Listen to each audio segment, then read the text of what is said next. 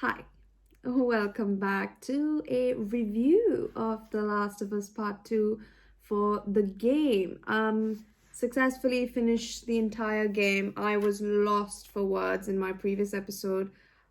I didn't even know that I reached the ending. I just thought that I was getting along with my game. It was one of those days where I decide what outfit to wear. I decide how long the video would be, and then I'll just wait for the next day to do the next episode and then edit the previous episode. So sort of like how I would do it for the first 14 episodes. I was truly shocked that I finished the game so quickly.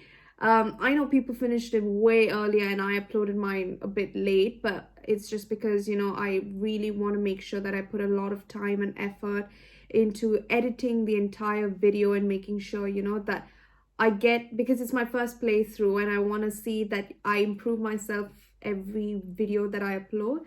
So it's just more of me teaching myself and going along and seeing whether it's working out or not. If I feel it's not perfect, I will not upload it. Yet I have, while I went back to the episodes, I have seen so many different things that I wish I could have done differently, which I'm really happy that I did. I do that because, I try and make sure how I can improve that in the future for the future games and whatever videos I'll be reacting to. So this was a really fantastic series to start off with, to see how much I can learn in terms of story-based games and whatnot. So let's get right to Last of Us Part 2. Oh, The Last of Us Part 2, can I be very honest? I freaking loved it. And this is not a biased opinion because I love the first game. I am, keeping a small radiant hope that the second game will also be good, even though there are some parts that were I could not tolerate and I had to skip past it so that I can enjoy the game again. But it did not overrule my judgment. It's the fact that this game was fantastic from start to finish. No matter how hard it was truly amazing, and I feel that's what a game needs to be. And I know how much hate this game is getting, and that's your side of it, that's your opinion very much. But for me, I felt that the game was top notch, because yes, I did not like the character Abby, and I kept repeatedly saying at the start that Abby, I do not like you. I hate playing you as you. But there was a certain section of the game where, as I mentioned, when she was with Lev, her character made me, like her even more. And even though that's just for a very small segment of the game, I just felt I felt sorry for her, and I forgot about what she did with Joel, even though I know that, spoiler alert, even though I know that's what is going to be at the top of my list for one of the reasons why I dislike her character, but that's not the full reason why I did not like playing as her. I still did like playing as her. There were transitions which made me very, not uncomfortable, but just felt like, are you serious? Do I need to play as you when you do so many, things in Ellie's time period, and then you're putting me back to Abby's time period? I don't care. I don't care, because it's just the hate that I would have towards her at that very point in time. But does that mean I hated playing as her? No, I actually didn't. So when I said that I hated playing as her, it's just the transition from one time period, which was so catastrophic in Ellie's world, to coming to Abby. I really don't care. You are really ruining this girl's life in so many different ways. I don't need to see what your view is and why you're doing what you're doing, and justifying that I should really resonate with your character. So that's a different side story. I'll get to that very late. But overall, I really did like this game, and this game, highly qualified in so many different ways in terms of upgrades of the technology, the game design, the player and like the AIs, the animation, the control system, so many different things have improved so drastically. It's like I was in shock that this is even possible, even though they already did half of it in The Last of Us, the first part, which was 7 years ago. And of course, to make a game, it would have taken a bit more longer. So even before 2013, the game development already decided to do certain things which would blow the video game industry. So this game already set the bar for video games, and especially like the full franchise Naughty Dog just set the bar. So I wasn't surprised that this game, The Last of Us 2, was like top of its like, you know, the high end of its you know, video game list. But it's just, you know, they just outdo themselves, and it's really very well put, from the way the story was laid to how they incorporated different characters into it. I really liked that. I loved every single character introduced, excepting the Manny. I'm sorry, no offense. I really tried liking that character. He was just really annoying. Like, Manny was not my favorite. That's all I'm gonna say. But it doesn't mean I hate him. I just don't like his. He's like, you know, a smart ass. So I don't like that. I don't like him at all. In that matter. But apart from that, I liked every other character introduced. I loved the fact that they introduced two new groups that we've went into detail. That was the WLF, Washington Liberation Front, and the Seraphites, the Scars, the religious group. I really liked that. You get a hint into both sides of the story, and you get a hint into both values and beliefs from their perspectives, and that was really well done. And you see Ellie and Dina encountering the WLF Seraph. Actually, Dina doesn't encounter Seraphites, but Ellie encountering the WLF Seraphites, Abby encountering the WLF. Of course, she's part of the WLF, but the Seraphites. And then at the end, we are introduced to the Rattlers, both Ellie and Abby. But we don't know anything about the Rattlers, only that they are a sick group who tie up infected for their own sport. And even if you've gotten bitten, I think you're like, if you are an individual who's gotten bitten and they find that you're bitten, they will tie you up until you turn, I think. And that is so disgusting. That's such a sick-minded group. So I get why the Rattlers were, you know, terrible, like the terrible out of the lot. But yeah, let's get right into it. Last of Us 2, I have my notes. I'm a very big nerd. I just wanted to make sure, because I did start playing the game at the day it came out. So just wanted to make sure I update myself up until the episodes that I remember from. So I've just noted down points as to each and every episode. So I have done 15 parts.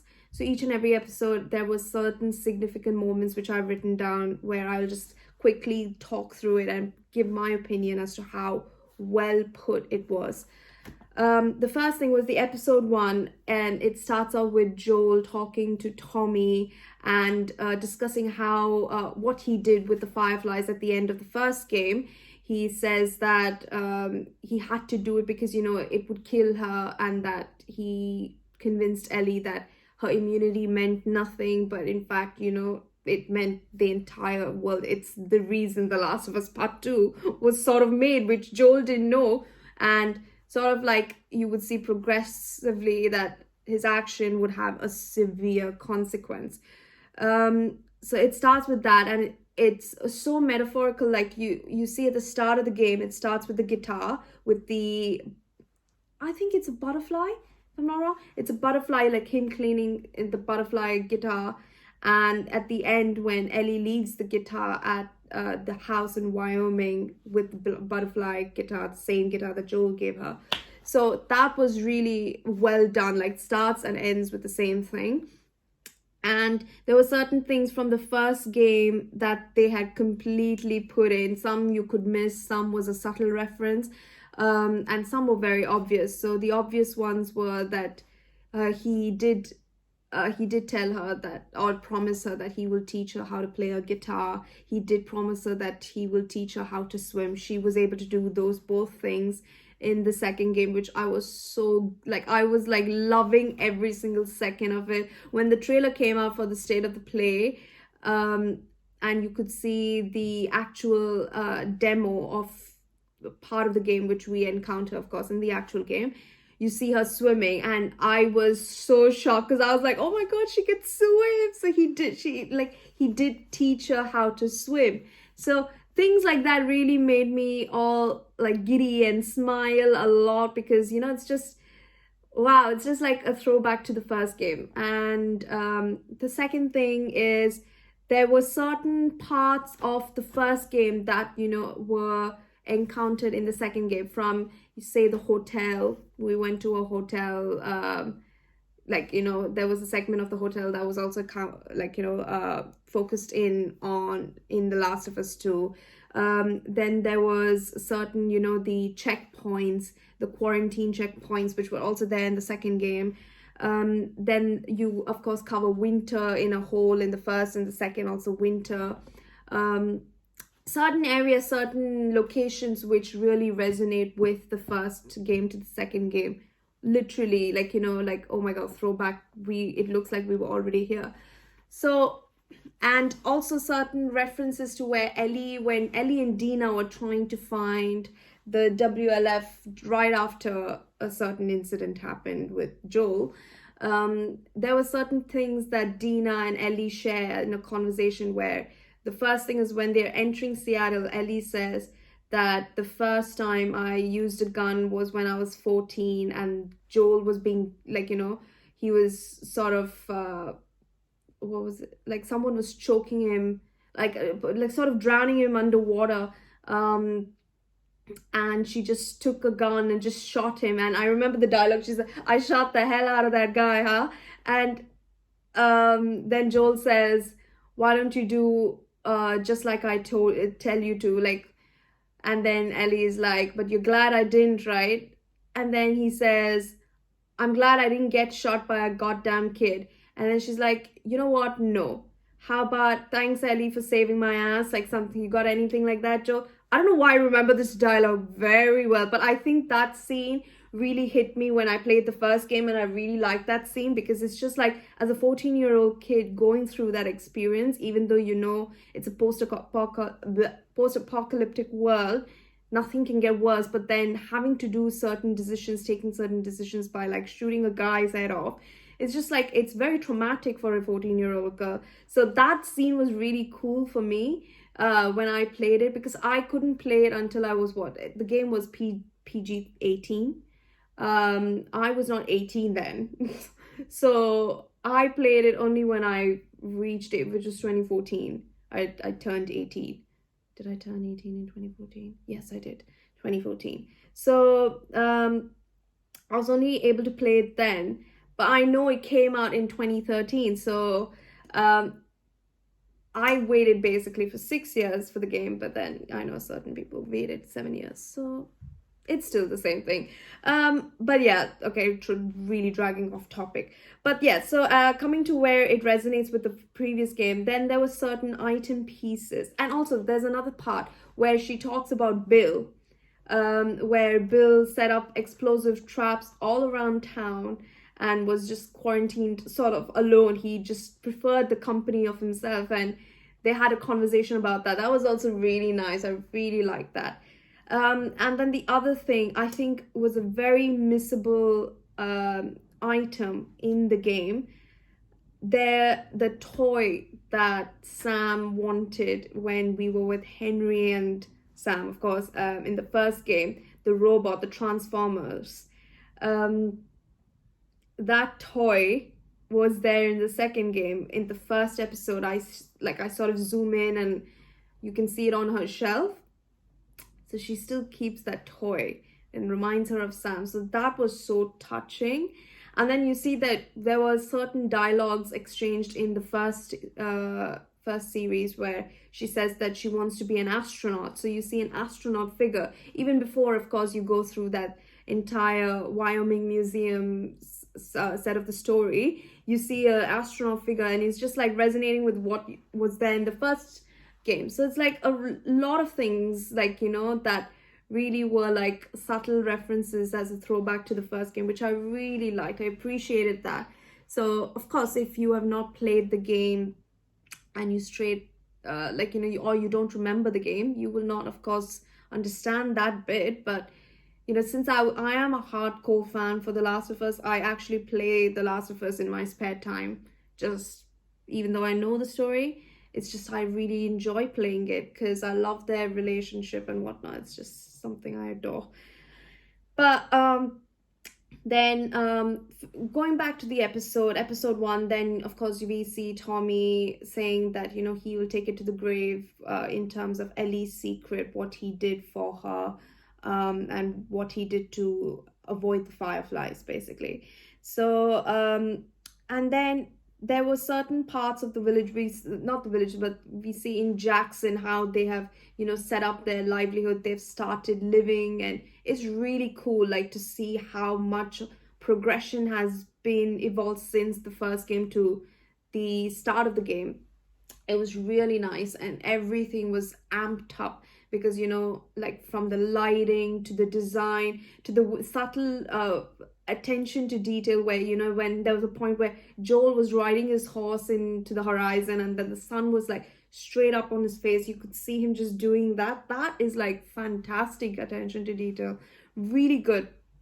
I really loved it. And then there was a certain part in Jackson where we were going through, of course, with Jesse looking around. I'm like, is this the guy who has directed the music director for The Last of Us, Gustavo? It was Gustavo. it was, so I say he plays the uke, but it was that instrument that he was playing was not the uke. It was called the banjo. So it was Gustavo, a small, like, you know, a credit to his work for The Last of Us game. They put him in the game and he was playing the banjo, and it was so cool. It was so nice. I really liked that. And then you see the introduction to different, you know, town people, and then you see Maria, and then you see some guy named Seth who is apologizing to you, but you don't know why. And then after that you are introduced to Dina, so that's the first time we see her. Amazing. I think Dina by far is my favorite character introduction. I really love her. I vibe with her. Like, I think that Dina and I could be really good friends. So I think she and Ellie made a perfect duo, and without Dina, I think Ellie would have been so lost in many different ways, from, you know, being calm and, you know, keeping your mind open as to what the goal and aim is in terms of support, in terms of, you know, small talk, in terms of comfort, in terms of, you know, as a second, you know, literally like a person who can back you up when you are in the line of fire with so many different WLF, and she's there to like protect you. She's like the second AI who does something, like, you know, if you stab, say, a runner or a WLF, she stabs the second one that's right beside you. So like, she's like so helpful in so many different ways. So I really, really loved Dina. So yeah, Dina is genuinely was a lifesaver for me when I was a terrible shot at many things, and she saved my ass so many times. I loved it. I was like, you are a real hero for me. And yeah, so I was very happy to see Dina's side of the story in the first bit, and like, you know, I see what Ellie sees in her. Like, I really love their romance. It's so adorable. I really love that as well. And then we get introduced to Abby and Owen. We don't know who they were. We just get introduced to a small group that were like camped up in a house, and you see them, like, you know, walking through the snow, saying Owen wanted to show something to Abby, and she's like, we have to go after him. We find out and we don't know who that him is, but I just assumed it might be Joel or Tommy. And then we see that Mel is that sorry, he says that he got Mel pregnant, and little things which we don't know about. We don't know who these characters are. So I was just sort of in the dark, but we find out, of course, towards the progression of the story who these characters were. So that was episode 1. I'm very geek. I've written episode 1, episode 2 now. Episode 2 is where we find out that so basically Ellie and Dina were on their patrols, and she wanted to go Ellie and Dina were on their patrols, and they of course see whether there are any infected in their neighborhood that could affect Jackson. And Ellie one of the conversations that they have between each other, which was very significant, is that she wanted to watch a movie with Joel. And you could tell that Ellie and Joel did not have a good relation. Of course, I didn't know that.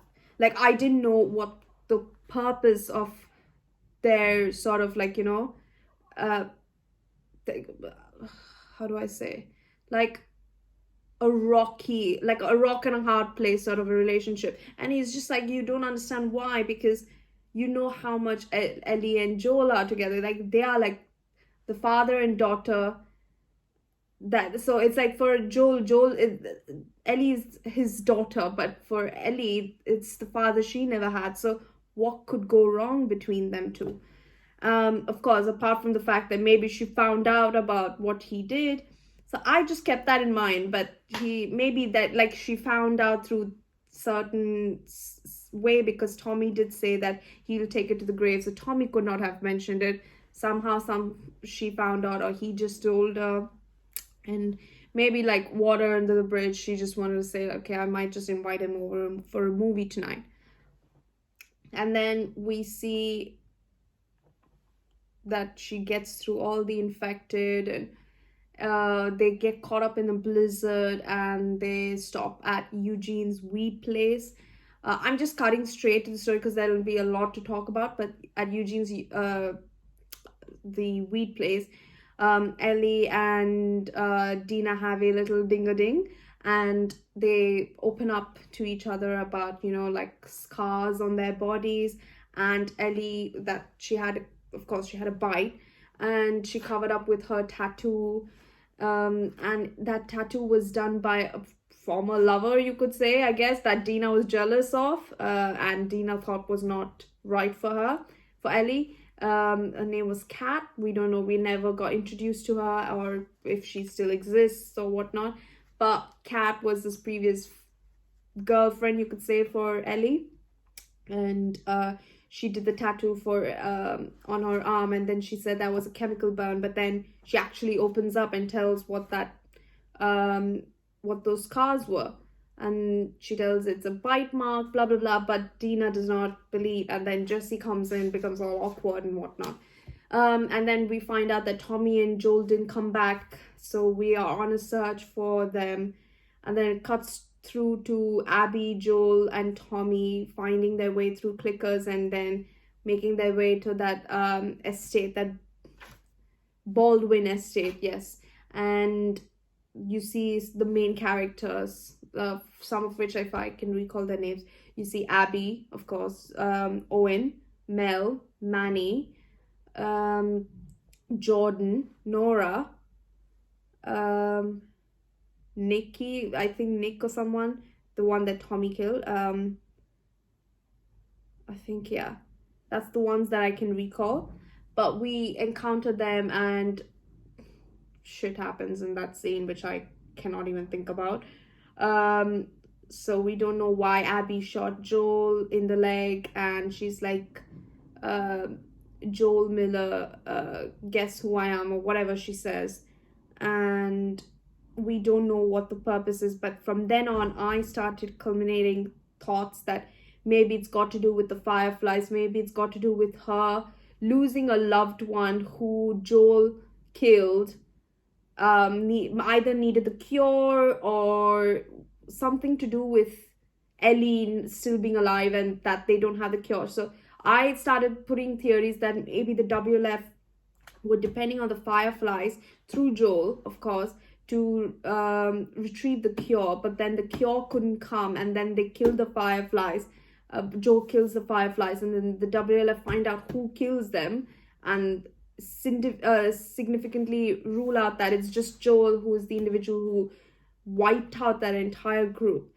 And that's how they came together, because I like everyone were on it to kill Joel. So I just thought that this was just a specific vengeance for Abby, but then everyone were like happy to do it. But why?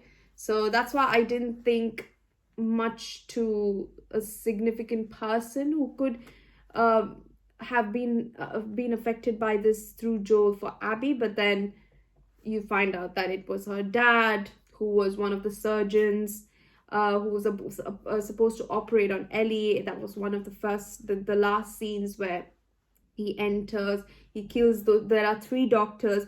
That's why they say you get to choose to kill one doctor, like the doctor who comes in the front, the first doctor who tries and takes like that knife or scalpel or whatever it is. That's the only doctor you need to kill, and that doctor happens to be Abby's dad. So I was like, oh, okay, that's why. Oh, okay, I'm sorry, but you gave me no choice. And when you see the transition to when Marlene asks the dad, like Abby's dad, whether if it was your daughter who had the virus and you'd need to give her up to retrieve the cure, would you do it? That was a spot-on question. Would you do it?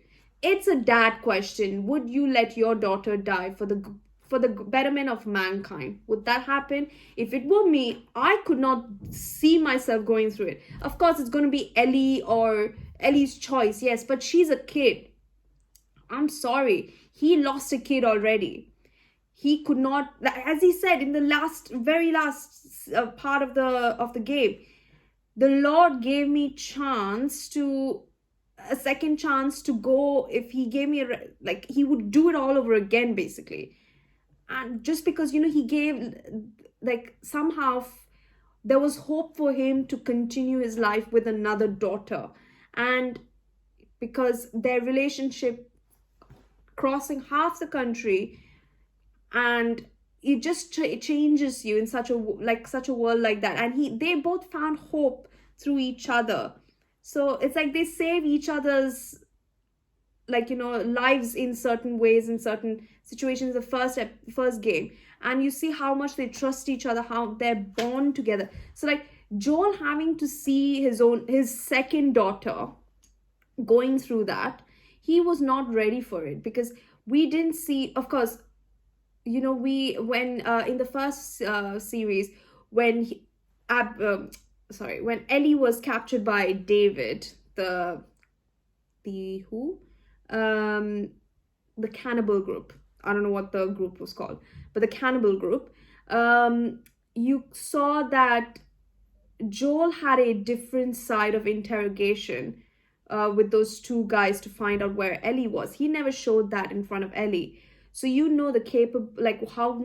how capable he is to get through anyone's way if anyone dares to question him, especially when it comes to people that he loves. So it's like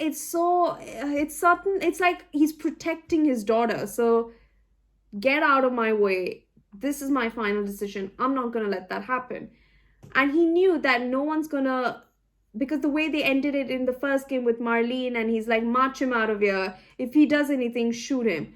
Of course he's going to do something. You think you would just let him go uncredited for what he did, for bringing her to you. You're bringing the cure to you, and you're just going to act like this to me, and you're just going to let me not see her? Of course, come on. It's a typical, the love he has for her. So I think in a way, if there was a better way or if it, of course, that because Last of Us 2 had to happen, and there would be no story if it wasn't where Abby's dad wasn't affected by this. There would be no consequences forthcoming to show what they like, the story between Ellie and Abby, whatever.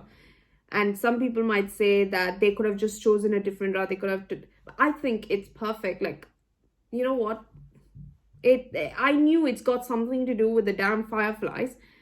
I had a theory it could be something to do with David, but then I was like, no, that's not possible.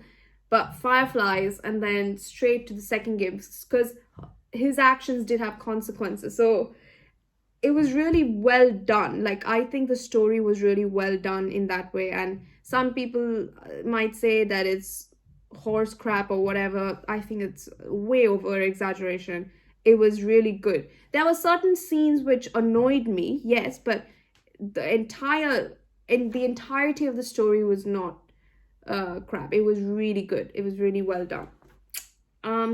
So in the second episode, you see all of that, and now we know why Abby killed. Of course, not in the second episode, but because, we're just trying to take this last episode, the episode that we found out why she did what she did, comparing it with the second one. He killed her dad, and we find out that it was Joel, and then of course Marlene is dead and all of that. So we don't know which fireflies are left. So we find out that Owen, the dad, and Abby's dad, like Abby, were all part of the Fireflies, and then somehow they joined the WLF. So we find that their principles and values are so much more different to the Fireflies, where the WLF are ruthless and they used to take in refugees, and they used to take in people who would submit to the WLF. But now that, because I think it's survival the fittest, they are very ruthless, so they can kill anyone on sight. So that was sort of their motive, and that was the leader's motive, Isaac, who there's one thing I really wish that happened, that we found out more about Isaac, because it was very straightforward that he was, a cunning person who would torture, say, the Seraphites, for example, to get answers that would help the WLF, to edge them to victory, basically, for some acres of land or something.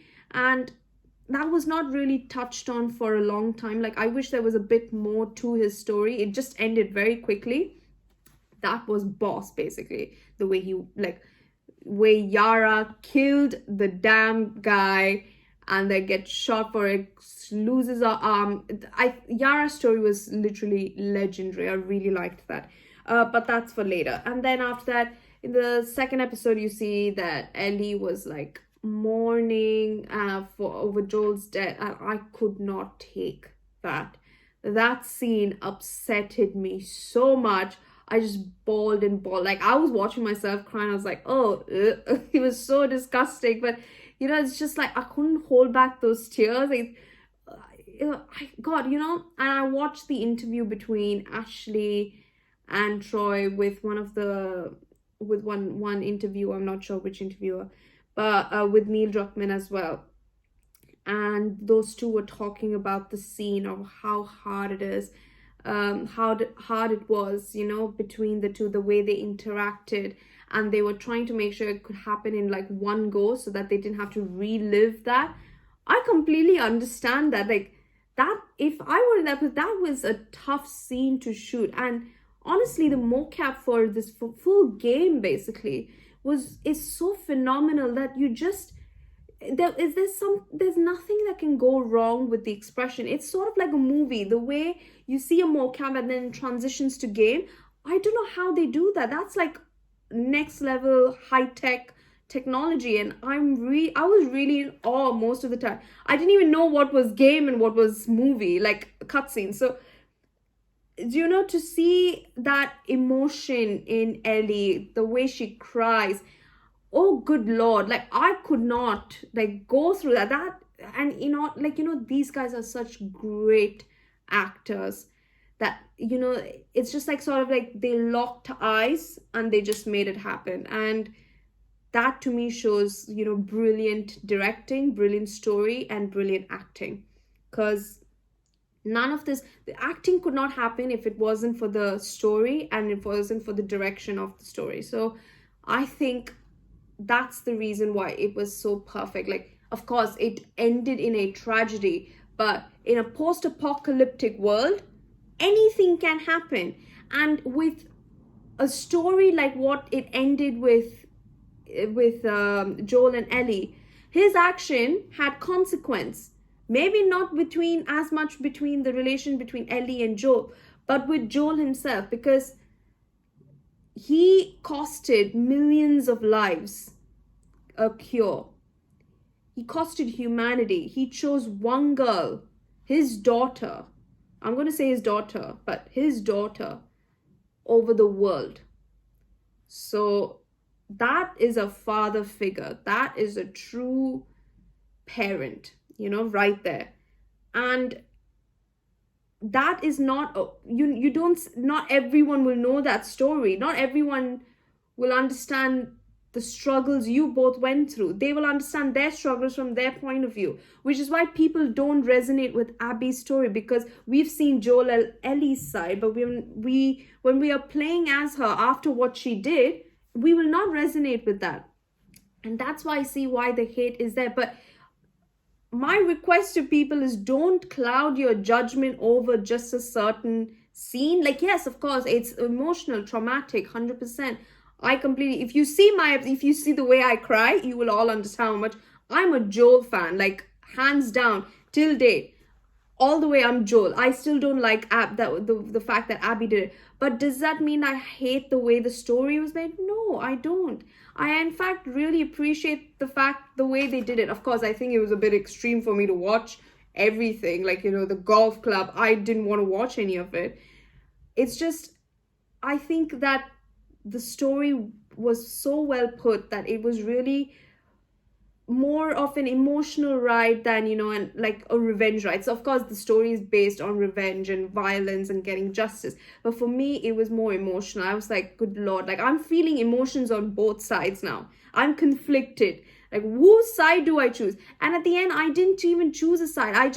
There were certain times where I was like, Ellie, don't do this, you are doing it wrong. Like, I felt for Abby, and there are certain times where I'm telling Abby, don't do this, I know you're a good person, because you're seeing both sides of the story and you're like, God, you both are good people. Why can't you just work it together? Like, it's so crazy how well the story, like, they changes your mind and as and when you go.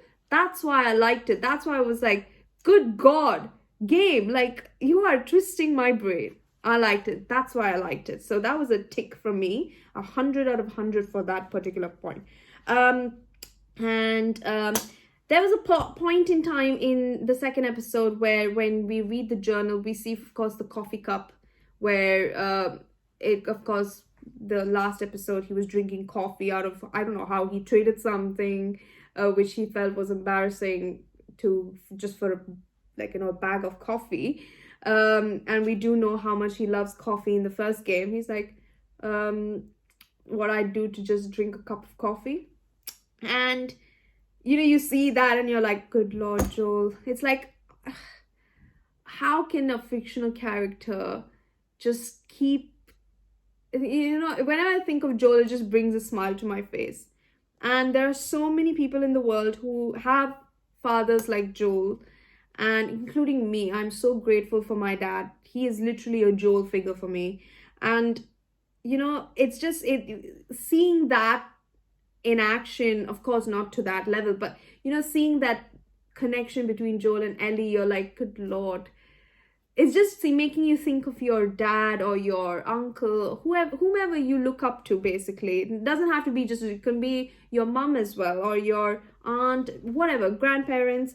So it was so cool. It was so nice to see the transition from, like, of course, in terms of comparison with coffee, it's just like that reminded me of that, because my dad also likes coffee, and it just reminded me, like, it made me cry even more. And there was a part where she draws an owl, and then at the bottom of the page there were like sort of stains on the page, and I said that, was it her crying while she wrote that poem? It was true. I at least that's what the sources say. So she did cry her heart out when she was writing that poem, and it left huge water stains on the book. So that was a really nice attention to detail and touch to resonate with the emotions. Like, see, these things are like, who thinks like that? Like, there are so many people who get together and say, oh, okay, what can we do for this scene or for this particular journal?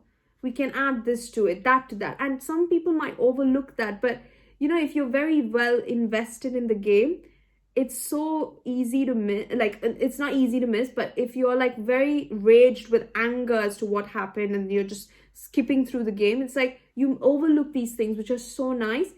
So it doesn't, it doesn't show, like, it doesn't mean that you're weak or anything. It just shows how strong you're, like, your emotions just goes to show how strong you are. And there are some people who think that, like, I don't know, I've seen so many comments, which demeaning comments, which are like, oh, you show too much emotions, and on other people's channels doing the playthrough, you're showing too much emotions, it's just a video. No, I don't think it's just a video game. Yeah, of course it's a video game, but it's just the raw emotion that, it's okay to cry if it like, if it opens up a side of you that's emotional, you're emotionally invested in it. It's good. It's always good to, it's not, I'm not saying it's good to cry, but it's just good to see that you have, like, you're not like Chandler with who is a robot apparently, but it's good to show a bit of emotions. And there were certain people who were against that, especially on a Joel scene. I was like, excuse me. I could not go through that scene without crying, let me tell you. And especially when I saw that particular stain on that book, and I found out that it was actually what it was, that it was her tears, it just broke me even more. Like, so that was well done. Let's move on.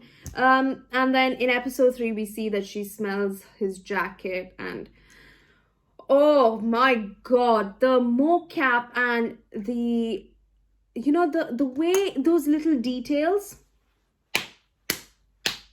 brilliant. Just no comment, just brilliant. Honestly, really brilliant. And then we see Dina and Ellie go through to Seattle. I love that it was a more of an open environment where you get to see different sides of Seattle. And I know that certain areas and aspects of Seattle were taken from the real life structure, the building structure for Seattle, and put in the game. So it was really nice because I haven't seen Seattle, I haven't been to Seattle. So if I would have gone, I would have maybe noticed some certain things, certain buildings or certain roads, whatnot.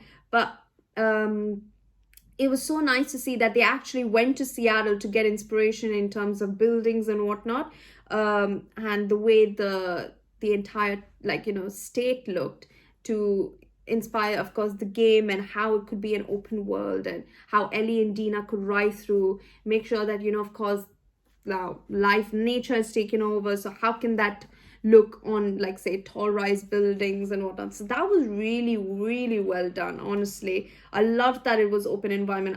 Me being me, I love scavenging for parts. I love roaming around different certain areas, not just sticking to the story, but seeing side quests and whatnot. I really love that. So because come on, the game is so expensive, might as well take my time with it. So I really loved exploring the Seattle world, and my god, it's beautiful. Just in that, I loved it. Like, I love how nature overtook it. Like, it looks beautiful. If it looks like that, even in if it in the post-apocalyptic world now, like, it would have been like, wow. I would love to be in a crazy world or in a crazy part of Seattle. Like, that looks so beautiful. And then after that, we see a certain segment where some people, of course, if they're very focused on the story, might miss it, where she goes into the music room and she finds a guitar, and then she plays the song Take On Me with Dina. Honestly, Ashley Johnson is just mind-blowing in her expressions, the way she sings, the way she is so, she's so tuned with her character. I'm just in awe. Like, it's so talented. Like, I can't understand how much effort they put in. Maybe they put literally, like, the minimum effort. That's her, her first go. Oh yeah, I've just gotten up, I'm just gonna try out my best. And she just does it, and I'm like, that's the best? Wow. I mean, I need to learn these things. Like, this is genius, brilliant. Like, and to choose a song like Take On Me, like, wow. I actually prefer her version to the original. No offense, but I don't know why, but it's so good for the way the story was going.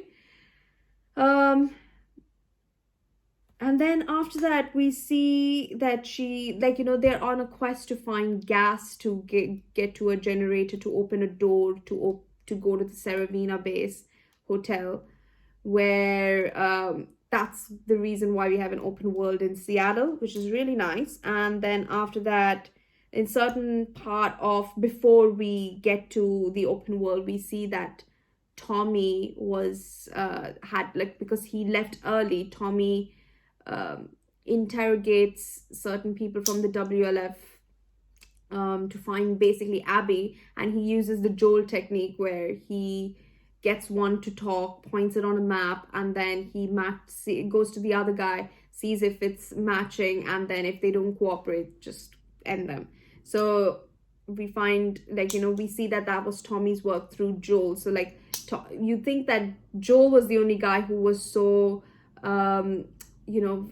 violent, but it was actually Tommy as well. He also had the other side, because he saw his brother go through hell, and I don't know if he was conscious for that, but he knows his brother's dead now. So that was a really, really nice touch to add to the game, a very significant part of the game.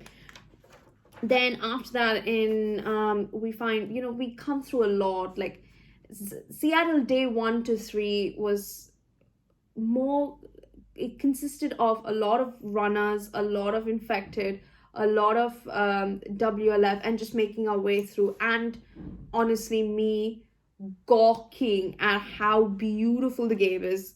Literally just me like, oh wow, this game is so beautiful, the design, this, that. Like, I couldn't stop talking about, like, I couldn't stop thinking about it. Just like, it's just next level technology. How? Like, I need to learn all this. I need to know. I need to be at the Naughty Dog office and see and learn from these guys, because that was amazing. I really loved every single moment of that game. Visuals, just 1,000,000 out of 100, infinite out of 100. So no words for that. And then we of course have our horse. A moment to mourn. Okay. Callus the shimmery horse for me. Callus. We get ambushed royally. And before that, we find out Dina's Jewish. Loved that. Loved it. Because I think representation of different cultures is essential in this generation.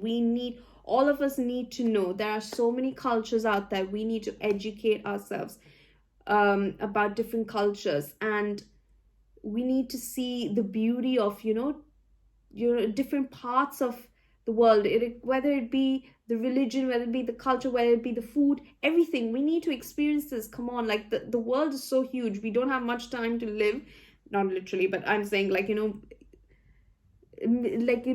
as if tomorrow is your last day. So you need to experience everything. And the fact that they brought the Jewish community into the game, and at least they educate people who don't know about it in such a way where she says that that's a synagogue. She talks about the glass paintings. She talks about the different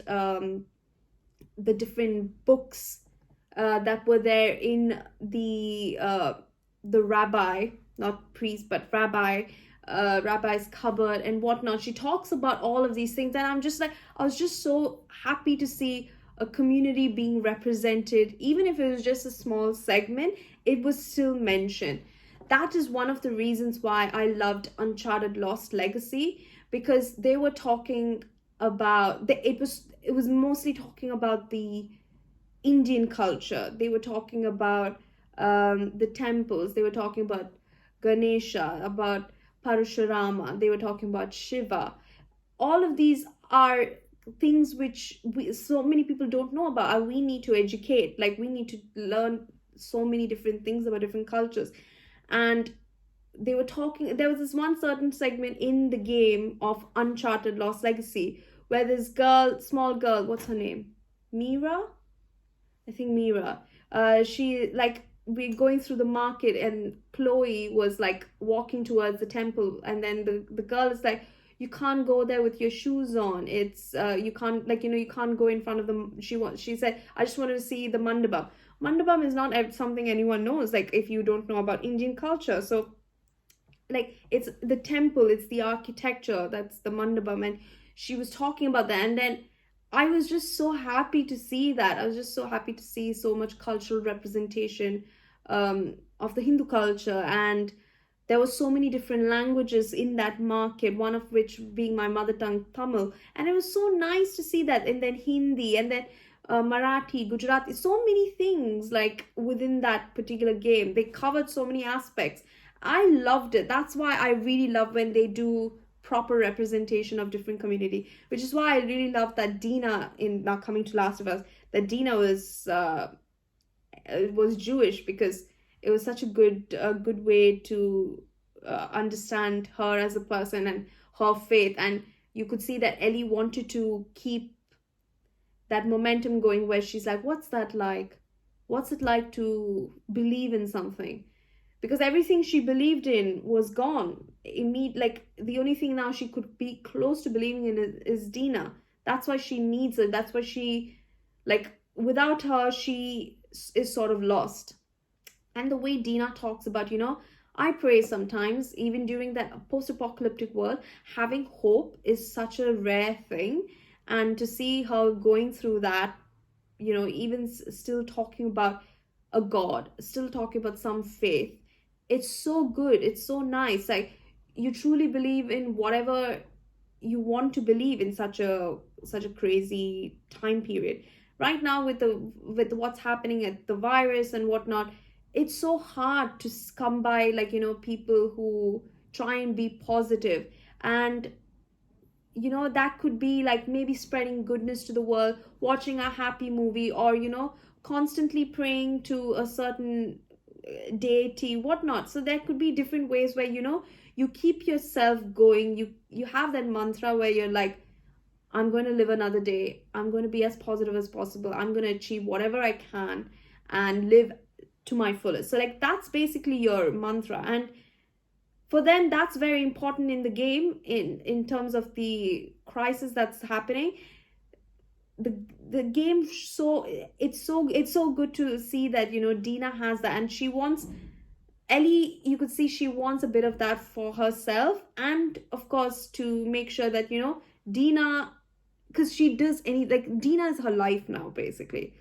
And she's being so cute, where she is like, I'll try and be this for you. Like, you don't see her saying that, but in the dialogues she's trying and being something for Dina, so that it brings them closer, which I loved. That's why I think that scene was one of my favorites. I just loved it.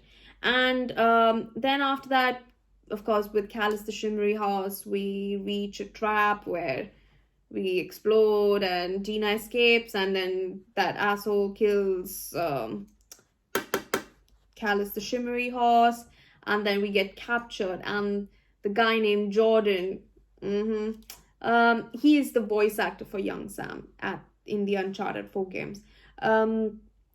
We kill him, Dina kills another guy, and then we fight our way through the WLF. We find out that they were exchanging letters to a lady named Leia, which we couldn't get there in time at the TV station. And we find out that Leia was dead and in the TV station, and that was a very wonderful way to make us come across a lot of infected. We come across shamblers, who that threw acid, and I was that shamblers look horrible. Like, if anyone has trypophobia, that is not the way to go. Like the shamblers are like disgusting because they have eyes that move everywhere, like small tiny spots here and there. Ugh. I'm not trypophobic, but just looking at it made me feel sick. And they throw acid, so the shamblers were like a bit nasty. um and then after that, we then in episode 5 we come across the Seraphites for the first time with the post, with the painting where she's like feel her love. The other thing I found out about the Seraphites, I really liked their character. I did say that I love the Seraphites. I love fighting the Seraphites a bit more. They are much more easier to kill than the WLF, but over time I felt like the Seraphites were a bit more harder to kill. But in any case, the Seraph, I wish again I knew what the deal was with that leader, with that lady. I don't know what her name is. All I knew was that she was a martyr and that she fought for peace and not war, for what the Seraphites are doing right now, we're doing in the game, and that she was more she like resonated with people, which affected like in such a good way. She was considered a goddess, and she was considered not a goddess, you could say she was considered the hope that they needed, and that's why you feel her love. May she guide you, may she be with you, I think that's what they say. And then the quote for the wolf, the WLF was may your death be swift, so something like that, something before that. Or may your survival be long, may your death be swift. I don't know what that is. So that was not a thing. That was sort of a thing in the Fireflies. Like the Fireflies slogan was look for the light, believe in the Fireflies. So I think that's sort of a propaganda for each of these groups. We don't know for what the Rattlers are. We just know that they are California-based group that wear shorts and enjoy the sunny weather. That's all we know about the Rattlers. And yeah, with the Seraphites, I wish we knew more about the lady and more about what her name was. And the only thing was that she was once interrogated, one of the notes we found, and that she was so calm and she was just smiling. She just didn't care about what was happening and whatnot. So I was like, okay, fine, but who are you? Like, you like, there were so many different things. Like there were like chimes, like bells as chimes to prove that they resonate with harmony and peace. And I was just like, okay, so what's your deal otherwise? Like, who can we meet you? I'm pretty sure she's dead, but we didn't get to know more about her as a person, like what her name was, what did she do, how did she die, whatnot. But yeah, I wish we did that. I wish the same thing for Isaac. Like I feel like we didn't get a lot about the leaders as per se. And then after that we find out that Dina progressively, once we attack the Shamblers, Dina starts to get tired, and we didn't make a note on our journal that she is getting tired.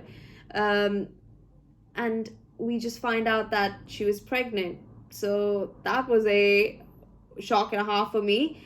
When she held her stomach, I just knew, oh, holy hell, are you pregnant?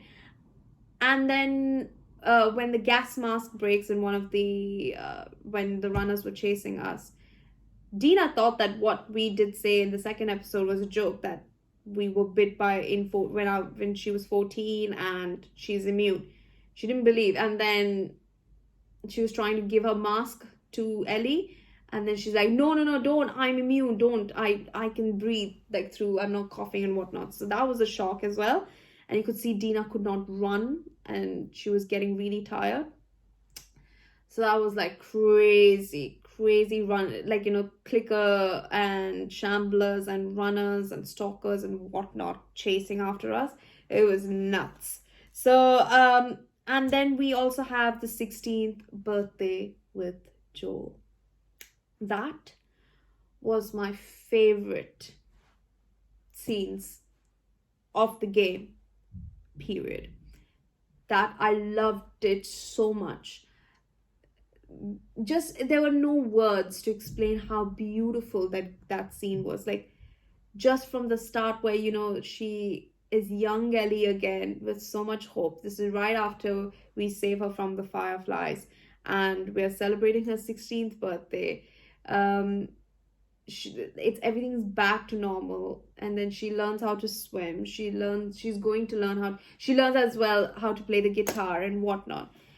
Everything about that scene was just brilliant. I don't think I can change anything. And then you see the connection between the two, and when they were in the mock-up, uh, the space station, of course the space part, and when they were in the you could say, what is it called, the spacecraft. I don't remember if it was a spacecraft or not, but when they were inside and Joel got her that tape of Apollo 13, the cassette. Oh my god, that was brilliant. Like, I just loved it. That was, I think, such an amazing scene. And like, oh god, just thinking about it like makes me want to, like, cry about it, but I'm not going to. But just brilliant. Just so you see the love that he has for her. And oh god, just it hits you hard, man. So that was amazing. And then episode 6, I have not written anything past episode 6 because I remember everything after that.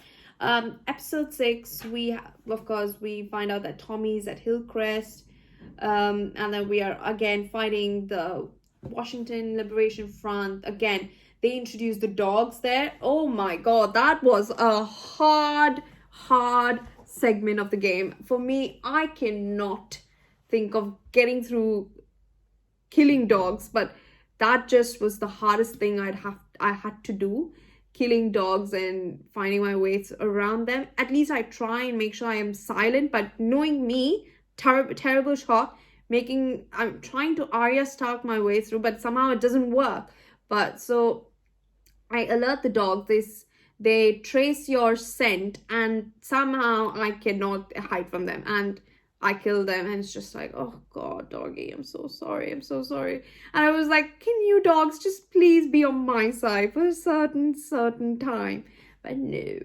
Anyway, not a problem at all. But that was fantastic. The combat in that situation, everything, even from the start, the combat everywhere was brilliant. I cannot falter any part of it. There were certain times where you try and grab the person, but it doesn't grab you, and they spot you because the animation takes time for a grab or whatnot, and you just have to now not stealth your way through, but you have to attack your way through. So certain aspects that got me killed, that maybe just be me, but I don't know if it's sometimes the game's fault or my fault. I think 99% of the time it's just my goddamn fault. So in terms of combat, everything was perfect. I'm here to just talk about the story of every single segment of the story, and the combat was just brilliant. From like Abby's point of view, from Ellie's point of view, just loved it.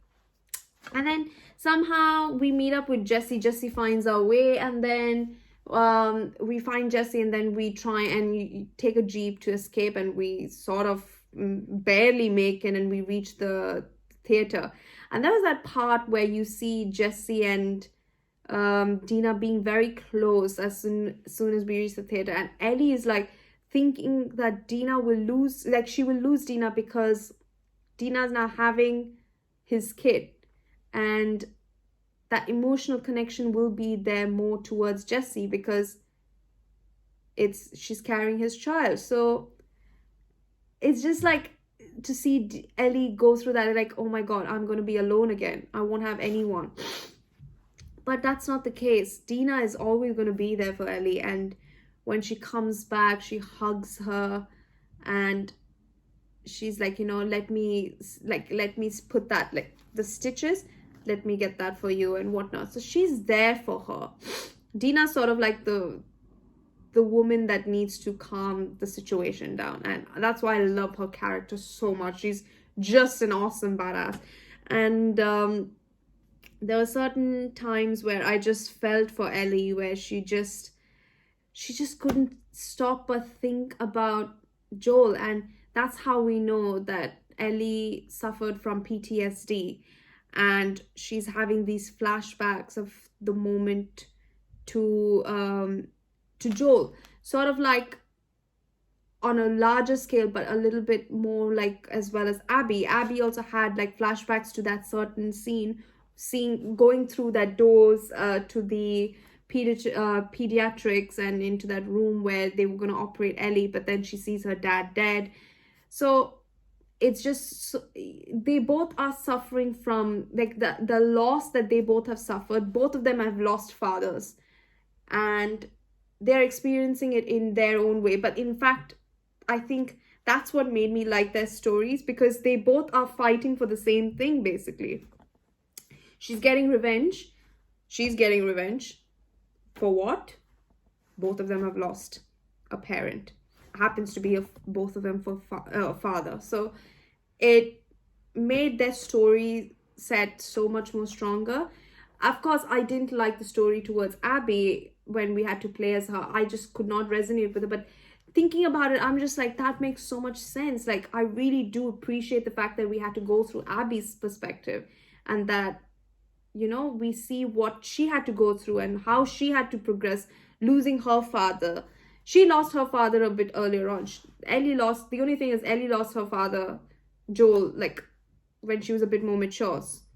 So and also in terms of age group, I'm assuming Abby and Ellie are the same age group, because when we find out that when Owen informs Abby and her father that, you know, the smuggler and the cure have come, like the girl have come, that's when Ellie was 14, and in that time Abby looked a bit young as well. So I'm not too sure, but maybe we might be the same age group. So that's why I'm just putting my assumption on that. All right, getting back to the storyline. So now we see that Jesse somehow finds out as well that Dina's pregnant, and Jesse volunteers to come and tag along with Ellie to find where the next stop is to get through to the aquarium. But we don't know that. So we are fighting our way through the WLF, which is again good to have another Dina. So that's Jesse. I would say in terms of combat, Dina was a really better shot than Jesse.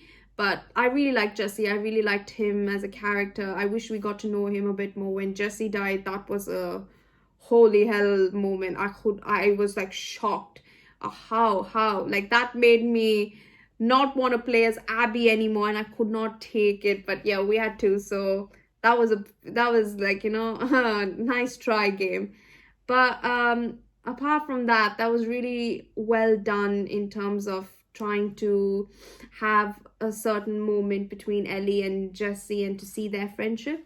And then we see that Jesse parts away with away from Ellie because he wants to go after Tommy. Their goal was to get Tommy and then Dina and get back to Jackson, because Dina's pregnant and they need to make sure that she's safe. But Ellie still wanted vengeance. She still wanted justice for Joel, and she knew that until Abby's dead, she will not rest in peace. Like, that she will not sleep well. So, or she will not feel calm. And she needed to find Abby. So we part there. You see that she uses her boat, and then we come across the Seraphites. That's where we see the Seraphites literally, their display of bodies is their guts are spilled out. And there's this one point where this lady says they are nested with sin, and points at the stomach. And I'm like, what does that even mean? Like, I know you're a religious group and all, but how, unless that you're nested with sin means you are pregnant. I felt like that was some like Outlast bullshit. So I don't know what that was. Anyway, we then come across the Seraphites. As I said, I really enjoyed at the start of the game killing Seraphites more than the WLF. I even liked that group, even though they weren't on our side a bit more. But then I just equally disliked the Seraphites also. But I just felt like it was more easier to kill the WLF towards the end than the Seraphites. And then we, of course, with Abby, when we come through her story, we start seeing Abby and Owen's relationship.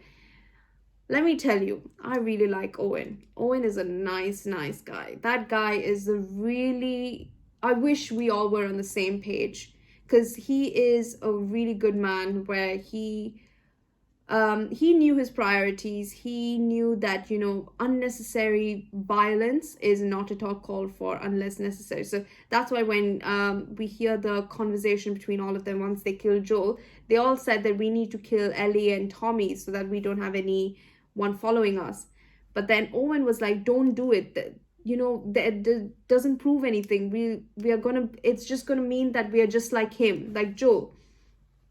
Let's not be that and whatnot. I really liked that. Like, even though of course he's talking about Joel, but it's just the thought that matters.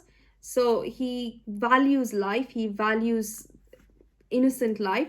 And there was this one point where he went AWOL with the WLF, and that's because he saw the Seraph. He was about to kill the Seraphite, and the Seraphite was literally pleading for life. Had no no gun, no bow, no way to sort of protect defend themselves. And he just was like, I'm not going to take a life like this.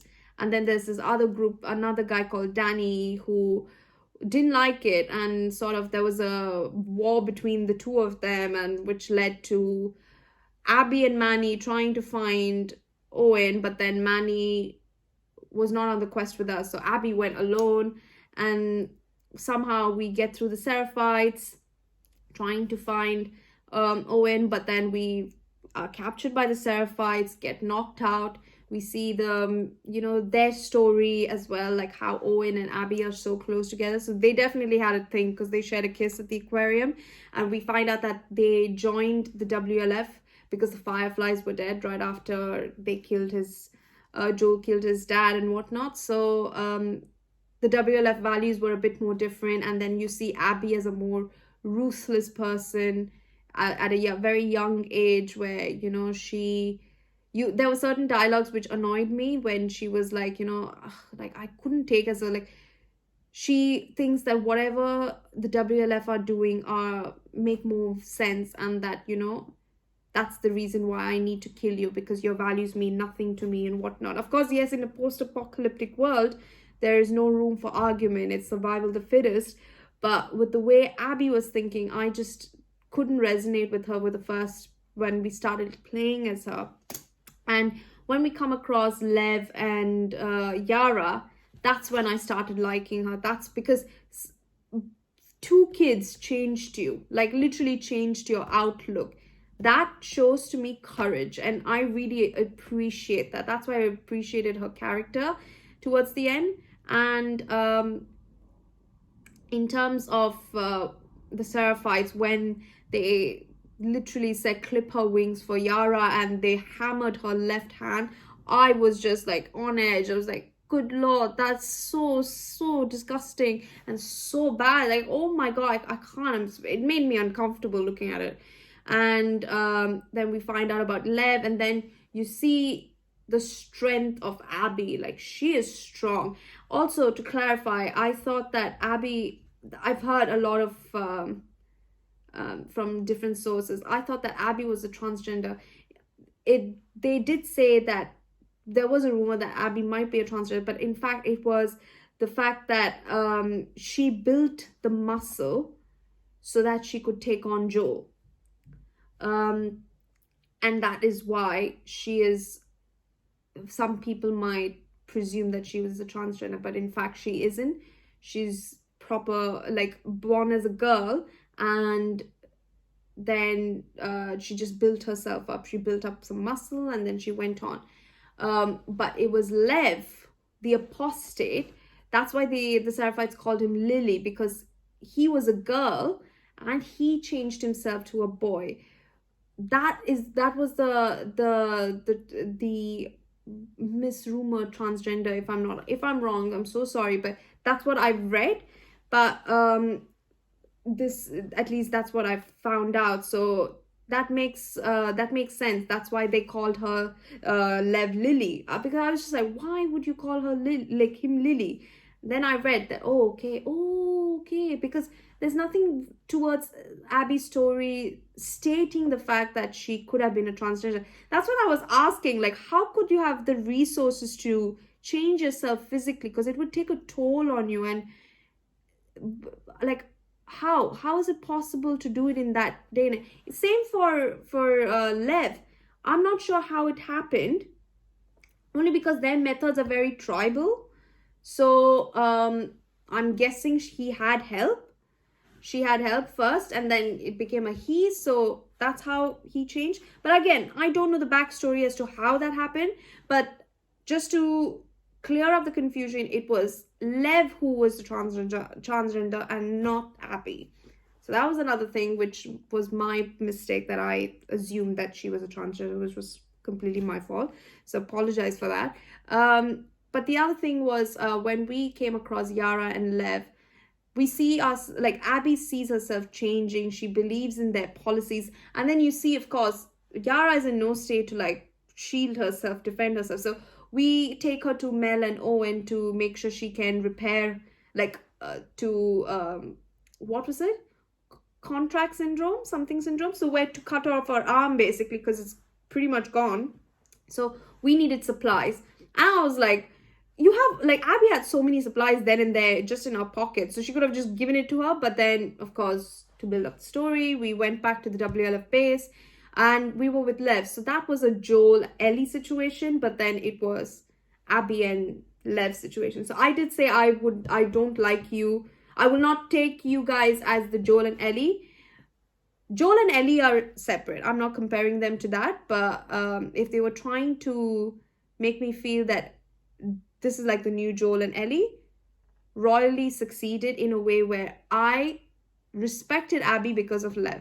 Lev was a character which I truly appreciated because he changed her. You see her evolve. There's so many things in the Scars, Seraphites, belief, which changed Abby to think that, my God, actually the WLF might not be the way that I think, because Isaac was ready to kill anything and everyone, even if it was their own kind. As long as they don't defy you, doesn't matter. So you see Lev and Abby going through such a big progress where, he's like the one who calms her down. There was this bridge scene where they had to cross the bridge to get to the hospital for the medical supplies. That was insane. Like, the way he calmed her, because she was afraid of heights, and she was just like, she like went along with that. Like, she felt better. She felt like, she could lean, like, not lean, like she could, she has a companion now. Like, that's something that she always had that with Owen. But then they were like, there was so many misunderstandings between Owen and Mel, and they weren't the way they were before. So everything's changed. So she doesn't have anyone basically now. So just Owen, in a way where only on certain aspects. But Lev is like a different new companionship, and she really went along with that. She wanted to learn more about where he's from, what he does, who he is, what's his group about, and all of that. Not for personal benefits, like personal gains that could help the WLF, but gains where it could help her out to be a better person. And in a way, she was bettering herself. She was becoming a better person for herself, for Yara and Lev. And unfortunately, it ended up just being Lev, because we see Yara getting shot by the WLF, and the WLF, and then she shoots Isaac, and Isaac was ready to kill the Lev, because even if he was just a kid, and she says he's just a kid, doesn't matter. It's like any man, woman, child, I don't care. If you're not on my side, I'm gonna kill you. And he goes for it. He almost goes for it, and Yara like goes out like a boss, kills Isaac, and gets shot a lot for it. There was no way she could have survived that. And then after that, we try and escape. Abby and Lev try and escape. And it was really nice. It was so nice. You could see, like, she's saying, "You are my people." Like that, when Lev was like, "You, like, your people killed my sister," and then he was like, "You are my people now. Like, you can't just think that I am in this by myself anymore." And all of this happened, of course, I've skipped quite a bit here.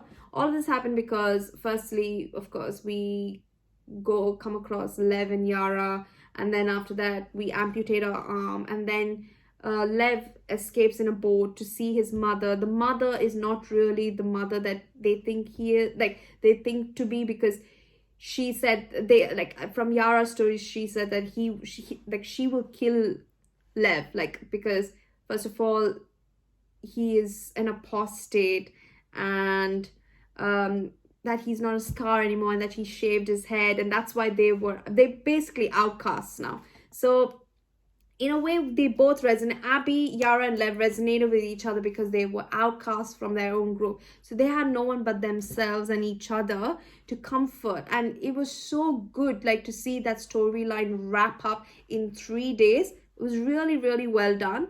So, and then we see how Yara and what's her face? Abby trying to get to the Seraphites, but before that, before we hear some gunshots, and then we find out that it was Tommy trying to shoot Manny, and then I sort of knew that it was Tommy who was trying to shoot like with the rifle, because we had a moment with the rifle scene and whatnot with Tommy, Joel, and we see that, of course, through all of that, the Manny gets shot in the head, which I'm not gonna lie, liked it a lot. I'm sorry, I didn't like Tommy at all. Not Tommy, sorry, Manny. I wasn't a big fan of him, even the way he was with Abby.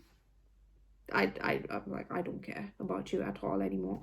But yeah, and then just before that, we, of course, in Ellie's side of the story, Ellie questions what's her Joel, why she didn't see any people who were immune. Like, why hasn't she come across any other patients who were immune? Because that's what he said. There were dozens of patients who were immune, and it wouldn't have done any damn good if they found the cure, because they weren't gonna do it for that. So of course he lied, but at what cost did he lie? So she was trying to get answers as to why her life didn't matter, and it bothered her so much that she found the truth, and that's what separated them.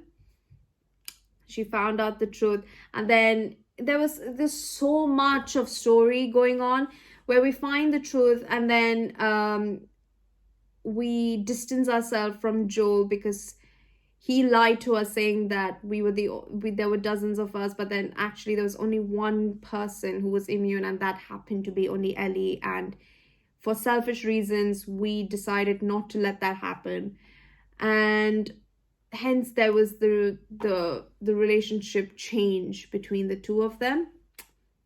So that was crazy. And we then see what's the name? I completely forgot. Then of course, once we get back, we find out that, this is all happening in Jackson. So we went back to, can't remember where St. Mary's Hospital was. Utah? Salt Lake City, I think. Yeah, I think it was in Utah, if I'm not wrong. Maybe I might be wrong, but I think it was Salt Lake City. And yeah, so that's basically it. So that was really a very well put. And then yes, that's the other thing. Ellie then kills Nora, and Nora was like, she gets through the WLF quarantine, of course. And in that, we see that Nora says that, think about how many lives he's costed us, and not costed us, how many lives he's cost, and what he did just for selfish reasons. That immediately she thought about what she found at the St. Mary's Hospital with the tape, because she thinks that if he would have just let her go through with the procedure, he wouldn't have had to die. And there's so many, it's such a well thought out scene, where Ellie blames herself for his death only because of, if you just like let her go, like it's okay, like you should have given, like her life would have mattered if she would have just went with the procedure. It would have been all fine and he would have still been alive and none of this would have ever had to happen. So it's just like, that's the reason why she was like, God, like she, as much as she hates to deny it, she knows that's the reason why the WLF killed him. Because she's going out for vengeance where she wants to kill Abby, yes, but she wants to kill everyone in that room. But she knows that they did it only for Joel, because they spared them too, but only for Joel, only because of what he did. So that was, in a way, she's coming to terms with it. And she just doesn't, she's thinking about, my God, I don't want to lose you as well, Dina, because this is like getting out of control. And that was wonderfully put, and story-wise, that was really great. And then with Abby and Yara and Lev, there was so many scenes. I'm just like going to cut to the chase. Of course, we come to a conclusion. We kill Owen and Mel, and then somehow we find them, and we find Owen and Mel dead, and then we come to the theater, kill Jesse. That was hard, man, hard to play. And then we shoot Tommy in the head. Then we find out that Lev was there all that time, and we cross through the theater, and then we have to fight against Ellie. That was hard. And then after that, there was certain areas where, once we got Ellie, we punched her so hard. I just couldn't take that. That was so uncomfortable for me. And then Dina comes. I was like, I knew Dina was gone. And that very second when she came, I was like, I knew it was gone. And she gets shot in the back. And then she was almost about to slit her throat, Abby. And then Lev is like, Abby, like, don't do that. And then she changes. You see, Abby is sort of, doesn't want to portray as that person who takes innocent lives. And she is, she's sort of, again, she's sort of living for Lev. And Lev keeps her in check, just like Dina keeps Ellie in check. So that's the reason why I really respect, like, there's someone who needs to keep them in, these two people in check, in order to, like, make them realize that not everything is about getting vengeance and violence and whatnot. Like, you can still let it go. And the biggest courage is to forgive. So that was really important, I think. And then after that, we find, like, we leave them and like, don't ever let me see your face again. That was, I couldn't stop crying for that. And we then time travel to California, where we were chasing the rumor that Owen wanted to, because he didn't want to be a part of the Wolf anymore, the WLF. He wanted to be a part of the Fireflies, because he found out that for the Fireflies, there was something to fight for. And there was a real reason to, to live, to be a part of a group. And that's what he felt with the Fireflies. And there was a tip that went where he found out about a rumor where the Fireflies still exist. And I just didn't know where he got that tip from, but it turned out to be true, because we find a radio station in this one particular address, and then we find out there were like about 200 people at Catalina Island, where we see that there is another group of Fireflies as well. And we then, try and make our way. Abby and Lev try to make their way, but then they get ambushed by the Rattlers. And we don't know about this group. The Rattlers knock us out. By knock us out, I mean Abby and Lev. They knock them out real hard. And then we again skip to Ellie, and Ellie's in the boat, of the Owen's boat, where I was like, what the hell is happening right now? And then once we sidetrack to Owen's boat, we are like, oh my God, like, have you reached Santa Barbara already? Because from Seattle. No, not Seattle. We go to Wyoming. Holy hell! I skipped another extreme part. Dina has the baby. Thank God. The cutest baby ever. Jessie J. Joking. I think it's called Joel Jesse, if I'm not wrong. So I was kind of right, like sort of in that track. But Dina has the cutest baby. She has, oh, thank God. And they live outside of Jackson, so they live in Wyoming, on their own. And then you see that Ellie still has flashbacks to Joel's death. So that truly shows that she's suffering from PTSD and from the trauma of that particular experience. That's not like, she tells Dina that I need to go. I need to, like, I need to still continue this, because she's left all this because she now has a family. She has a family to come home to. But Tommy was not over it. Tommy was still hung up on getting revenge for his brother, and he was so pissed off at Ellie, saying that, you promised me that you will kill her. You promised me. And you saw that was never, like, you would never expect Tommy to be like that, because Tommy's the person who will be the exact opposite. He'll calm you down. He'll be like, don't do this. Like, there's another way. Like how he was just right after Joel's death. And so you see a proper change. Like, it's changed in it, because he could not walk. He completely has lost the ability to walk properly. He has to limp, and he's lost his eye. And there's him and Maria are not doing well relationship wise, so he's like hellbound in killing Abby. And Dina does not like that, because he's trying to twist Ellie's thoughts, because Ellie is now let go of everything, and she's now conflicted whether she needs to take care of her family or needs to go after Joel.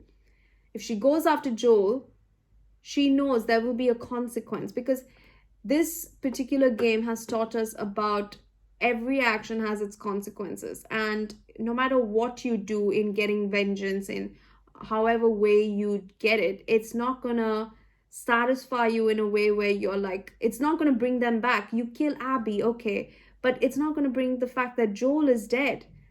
He's not gonna come back. You're just gonna still think the fact that, my God, I wish he was here. Yes, of course, that justice is deserved, but the power of forgiveness is so much more stronger in such situations. And of course, it's going to be hard in a case where post-apocalyptic world, there's nothing but, killing your way through. And that's the only mindset you'll have. You have to kill the person who killed your loved ones. So I loved the theme of the game in a sense. And we then we decide that we have to go and find Abby and kill her, because we cannot sleep until we do. And Dina convinces her to try and say, like, you have a family, you don't have to do this. She has nothing to get home to. You have you have the kid, you have me, whatnot, but she doesn't. So then we see her leave, of course, with Joel's jacket. And when she reaches Santa Barbara in the port of Owen, she doesn't have the bracelet that Dina gave her for the luck. And then when she's like, I don't believe in luck, and then she's like, you can get all the luck, whatever, something Dina says. So that bracelet is not there anymore on her. And I don't know why she removed it. She could be because, if she looks at the bracelet, it might just remind her way too much about Dina, and then it might change her mind for what she had traveled so far from Wyoming to Santa Barbara for. So that's a lot of thought gone into, certain essential attention to detail that everyone can overlook. So then we of course reach the part where we find out that Abby and Lev have been captured for months. And that was a shock and a half when we find her strung up like that on the pole. She has lost all of her muscles. Not all of it. She still is a little bit strong, but she's lost her buffness, and she's weak. Lev is weak, and you see them like she even through that she's like, oh my god, Lev, like first thought for her, she's become like the parent for Lev. She has to take care of that kid, and she has to, and she carries him through the boats. And when Ellie frees her from that outpost and that post where she was hanging, like she's also shocked that Abby's become like this. Her hair's chopped off. My god, maybe she's gone through so much. Like it's sort of like Game of Thrones where Theon goes through that entire torture with Ramsay. It's sort of like that for Abby and Lev with the Rattlers. So it shows very evidently that they have been tortured so badly, and because they tried, she and Lev tried to escape, they were hung up to that post. So now they make their way to the boats, and then when they're trying to escape, like I think Ellie was sort of clueless, what the hell is happening right now? And Joel just suddenly comes to her mind. She's like, Abby's right there. Get your revenge. And she is just so, how do I say? She's just like, now, you know what? I need to do it. I can't let this go. You are right at my grasp. I need to make sure I find a way to kill you. And they have their battle. You see that Abby is a bit more weaker. Ellie, of course, gets Ellie gets captured by the Rattlers, right? In that trap. And then she gets amputated by that bloody wood, just like how Joel did in the when just before we went into winter. That was crazy. And we then encounter some Rattlers, and we use our infection bite against a clicker that was captured. So some guy was like, trying to be a little smart and try and show her arm towards the clicker. So even though she could have gotten bitten again, it won't affect her because she's immune. So she used her immunity as her ticket out of ambush, like killing the Rattlers in a sense. So she killed her way through those two guys, which was fantastic. I loved it. And but yeah, so you could see that she's also weak when she was fighting Abby. So at the end, Abby then bites off her engagement finger ring and her pinky, which is just crazy. And then you see her telling, you know what, just go, like, leave, take him and leave. She almost drowns her, but take her and leave, like, because that is the most symbolic scene of the game, of course, because it just goes to show that nothing good comes out of killing someone else.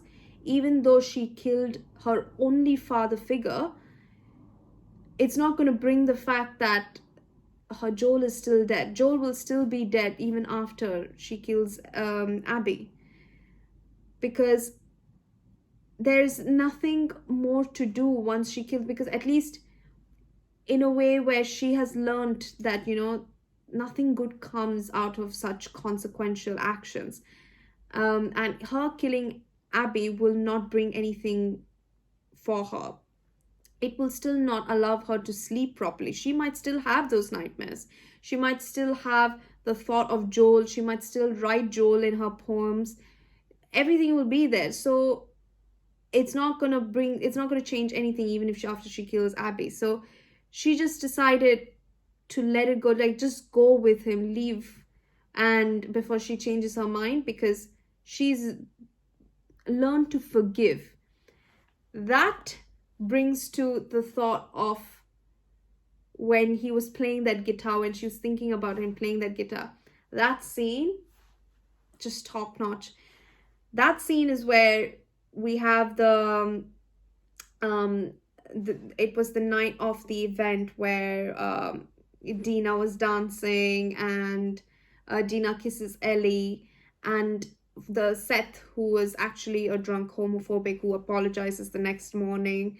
um and then Joe comes in and defends Ellie, and then he's like, Ellie was like, I don't need your help. And then he's like, he had no right to, but he's like, I don't need your help at all, whatever, like, we're done.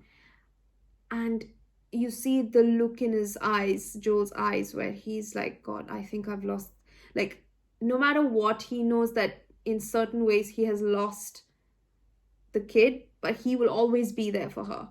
And he just walks away. And then you see her coming onto his cabin, playing the guitar. And then he's like, then they start opening up where she's like, I got it under control. And then she sees him drinking coffee. And you talk about the coffee in relation to the first game, the mug that you see after Joel's dead when you go inside his house and whatnot. And then after that, he's like, she just asked, why did you do what you did? Like, you should have let me die that day. My life would have mattered. And you took that away from me. And then after that, you see Joel saying that, again, the Lord gave me a chance. If he did, a second chance, I would have done it all over again. And then she's like, I don't think I can ever forgive you for that. And then he accepts, he knows she will never forgive him. All he needs to know is that she will be safe, that she will be healthy, and she is there. That's all he cares about. Her benefit, her health and safety. Oh God, itchy nose. And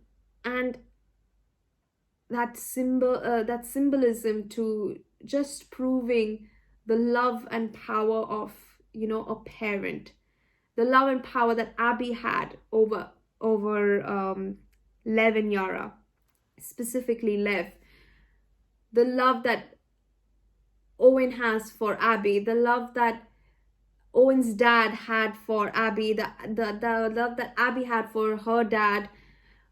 So many, it just talks about, the power of love and, the power of relations, and how important it is to know that you have a family in such an apocalyptic world. And because you have someone to come home to. You look forward to coming home to someone. And the fact that Ellie then, confesses that, I don't think I can ever forgive you for what you did. I'd like to try. And then he said, I'd like that. Like, and the thing is that was the last night she spoke to him. The next morning, he went on his patrol with Tommy. And that's when we went on our patrol. We were smoking weed with Dina, and then we see him on the ground, dead, like almost dead. It's the fact that she never forgave him. She never forgave him for what he did. He died thinking that Ellie will never forgive him. And that's what hit her the most when she was trying to choke Abby, because she'll never forgive herself. Like, Lev will never forgive her. If once, of course, this is like, theoretically, Lev will think that, oh, okay, Abby is dead because of Ellie, and she will never forgive herself for what she did to Abby. So in that moment, she learned about, like, because she didn't forgive him, he died. And in that way, she thought, oh God, I in certain ways, she's like, I forgive you for what you did.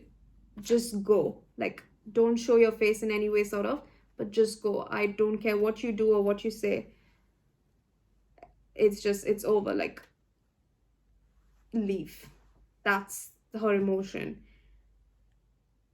And my God, I'm saying it so badly in a way where I may not be explaining it, but if you play the game, I felt that. I felt her raw emotion, her thought immediately when she was drowning her, and the thought that Joel was playing the guitar the very day she decided to, like, to maybe forgive him, to start forgiving him day by day, but then the next day he gets killed, and they were going to watch a movie.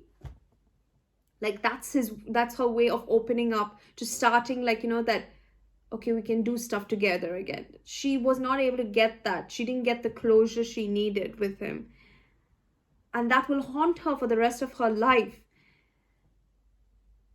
Ugh. Just thinking about it makes me like tear up. Think, oh, just in that way, it's such a beautiful story talking about the importance of forgiveness. How, it's easy to blame, but it's harder. It takes a lot of courage to forgive. And the way she understood that every action has a consequence, there is no need to kill this lady, even though she killed my only father figure. And you see you see Abby taking Lev because she has someone to go back home to. Lev will have no one if she kills Abby. So I am thinking maybe in another game of For the Last of Us, they might do a part where, somehow for some bizarre reason they come together, they meet each other, and they set things straight, and they work with each other. Like, they forgive each other for whatever. Like, Abby killed Joel, Ellie killed Abby's friends, then Abby comes and kills her friend, almost kills her sort of her uncle, and then Ellie wants to get back that same revenge by killing her, but then doesn't do it, because that's when the line ended of violence. And maybe you could accept the truce on both ends. And it's crazy to think that the story has developed so much from raw anger and violence to just forgiveness. And then you see Ellie, of course, back at Wyoming with the bracelet, which I read the theory where she may have gone back to Jackson, met up with Dina, gotten the bracelet back, and she's like, she's okay. They're all okay. She's back with her. Everything is fine. She's just gone back to Wyoming to find all her stuff and Joel. That's why when she enters the Wyoming house, she doesn't call out Dina's name. She's not surprised that Dina was, gone. Because when they zoom in on the hand, we are too focused on the fingers that we don't see the bracelet, because she didn't have the bracelet when she was with the duel against Abby. So that was really, wow, like, easily missed detail again. So that could have been a possibility.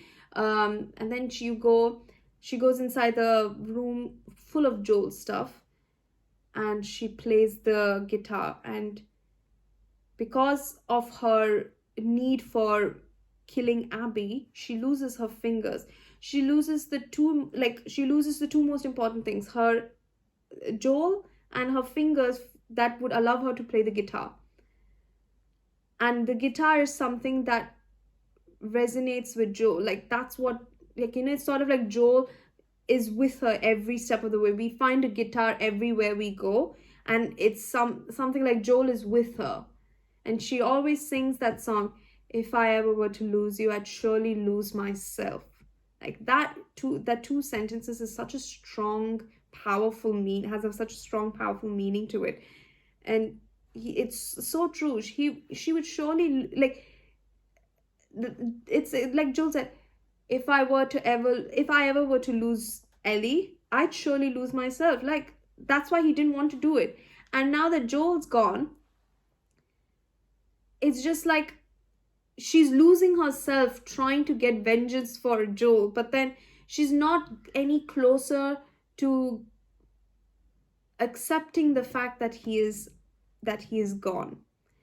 And that has so much. That's why the journal entries that she has, the poems that she writes, all that little things, whoever came up with that during the story progression, is honestly, it has such a big difference to understanding the character's feelings, and it brings a lot of depth to the importance of family. And it's so it's such a nice, such a like a brilliant way that this game was put. And really, I really loved that aspect of reading every single note that we got. We learned more about the WLF, we learned more about the Seraphites, we learned more about Joel in through Ellie's writings, we learned more about Dina, and all of that makes a lot of difference. That's why I feel like it's very important to read these things and not just progress straight to the story, because there's a lot of hidden meaning to different story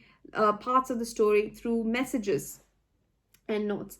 And when Ellie plays the song "If I Were to Ever Lose You," she can't even play in the last scene there because she's missing her two fingers, so she can't hit the chords properly. And in a way, it's her, like, it's when she leaves the stuff in the room and walks out of the room, it's her way of saying that, okay, I'm gonna leave Joel behind. Like, she's dealt with it, she's overcome it, I'm gonna move on. She's moving on from Joel, and that includes the guitar that he gifted her.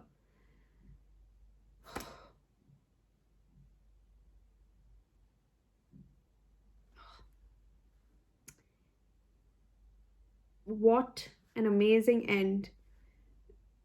Truly amazing, because you see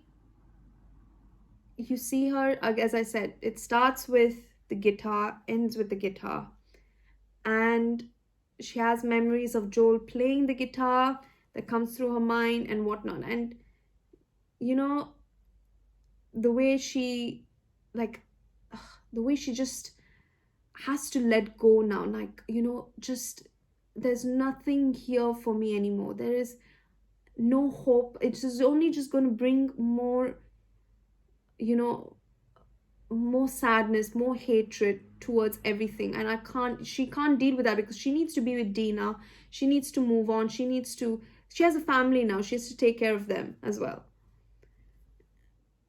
And with two less fingers, she has to step up her game and make sure that she, like, she can take care of these guys, because they depend on her very much.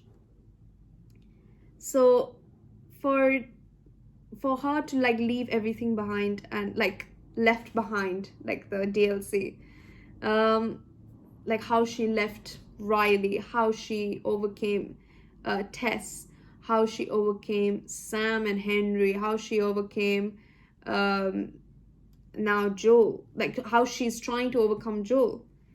It's a task for her. She's experienced so much loss, so much loss.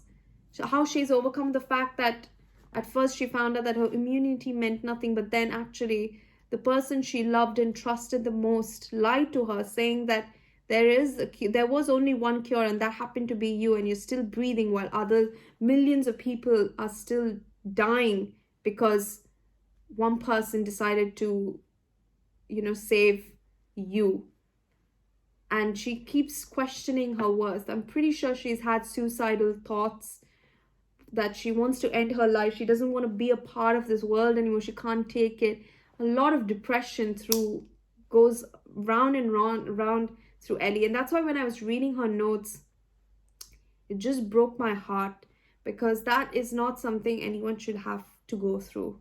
And that's why it's just like crazy to see the power of words, even though it was just like, part of, like, notes and part of the game, you could just overcome it, like easily miss it. It's not, you should really read. I feel like everyone should, when they're playing the game, they need to really read the notes, they need to experience every single part of the game. There's a reason it's there. You can't just leave it.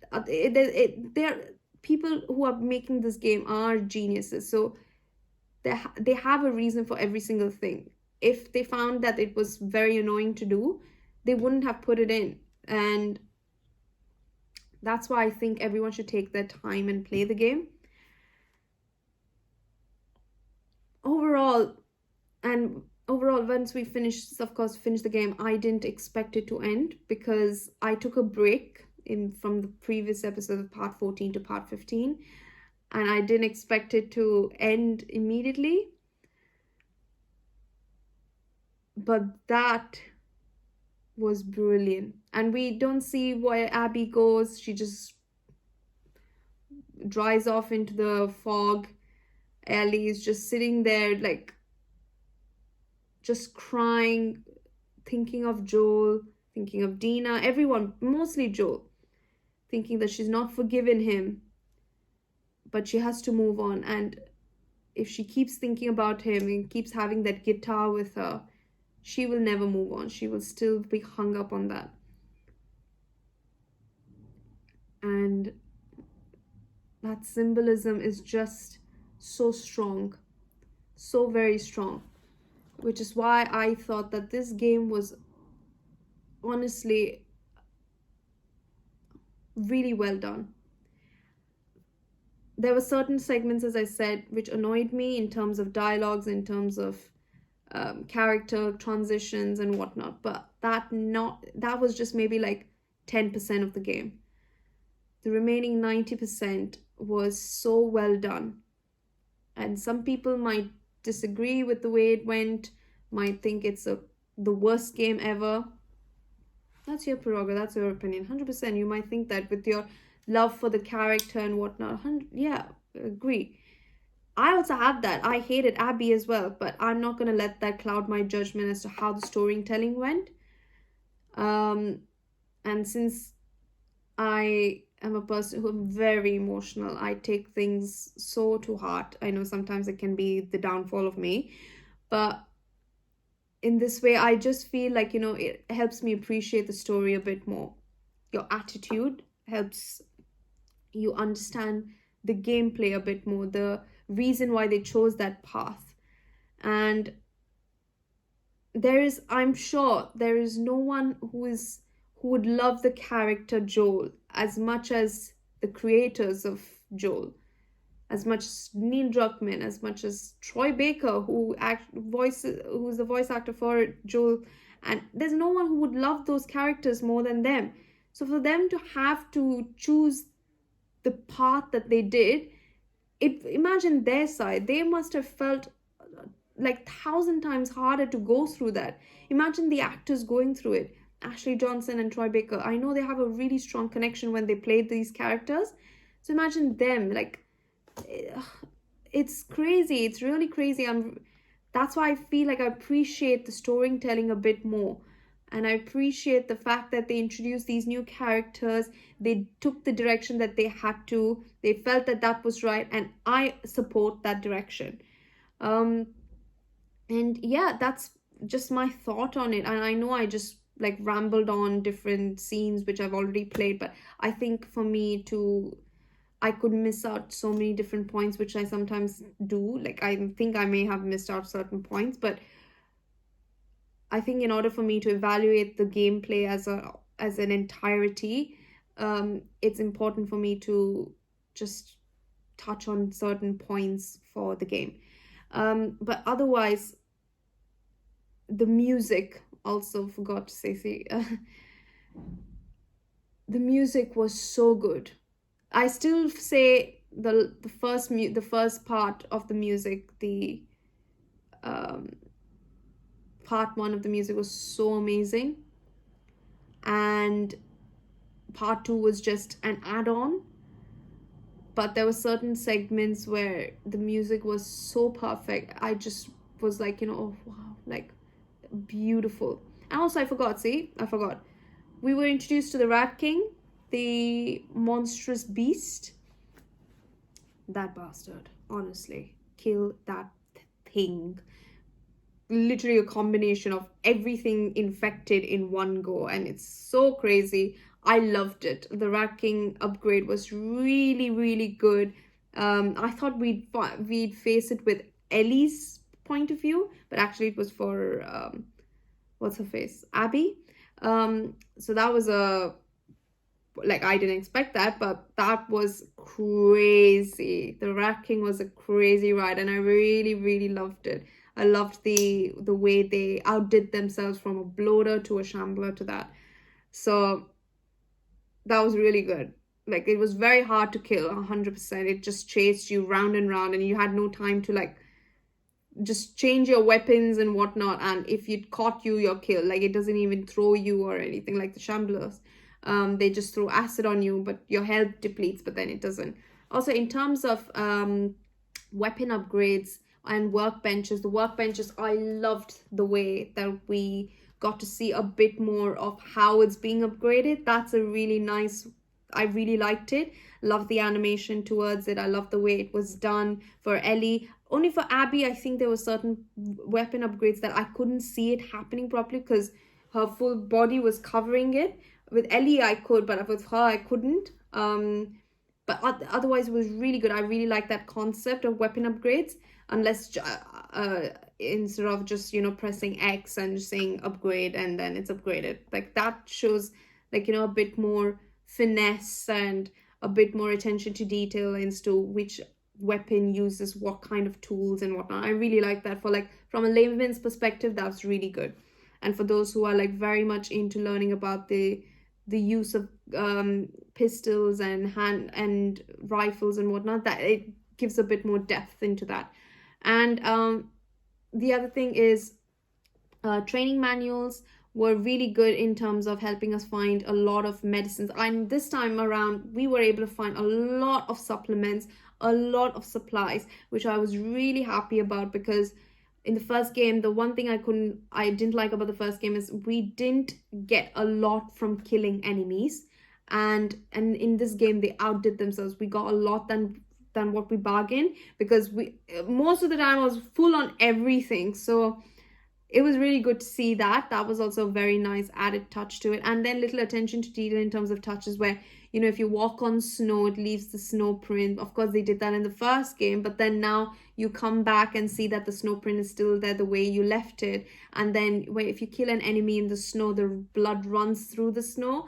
And if you walk on blood, it leaves a bloody print. And stuff like that. That's like so crazy to think that how amazing that video games are doing that, because it's always like, I'm always geeky about stuff like that, you know, about design, about sound, about lighting, about the graphics.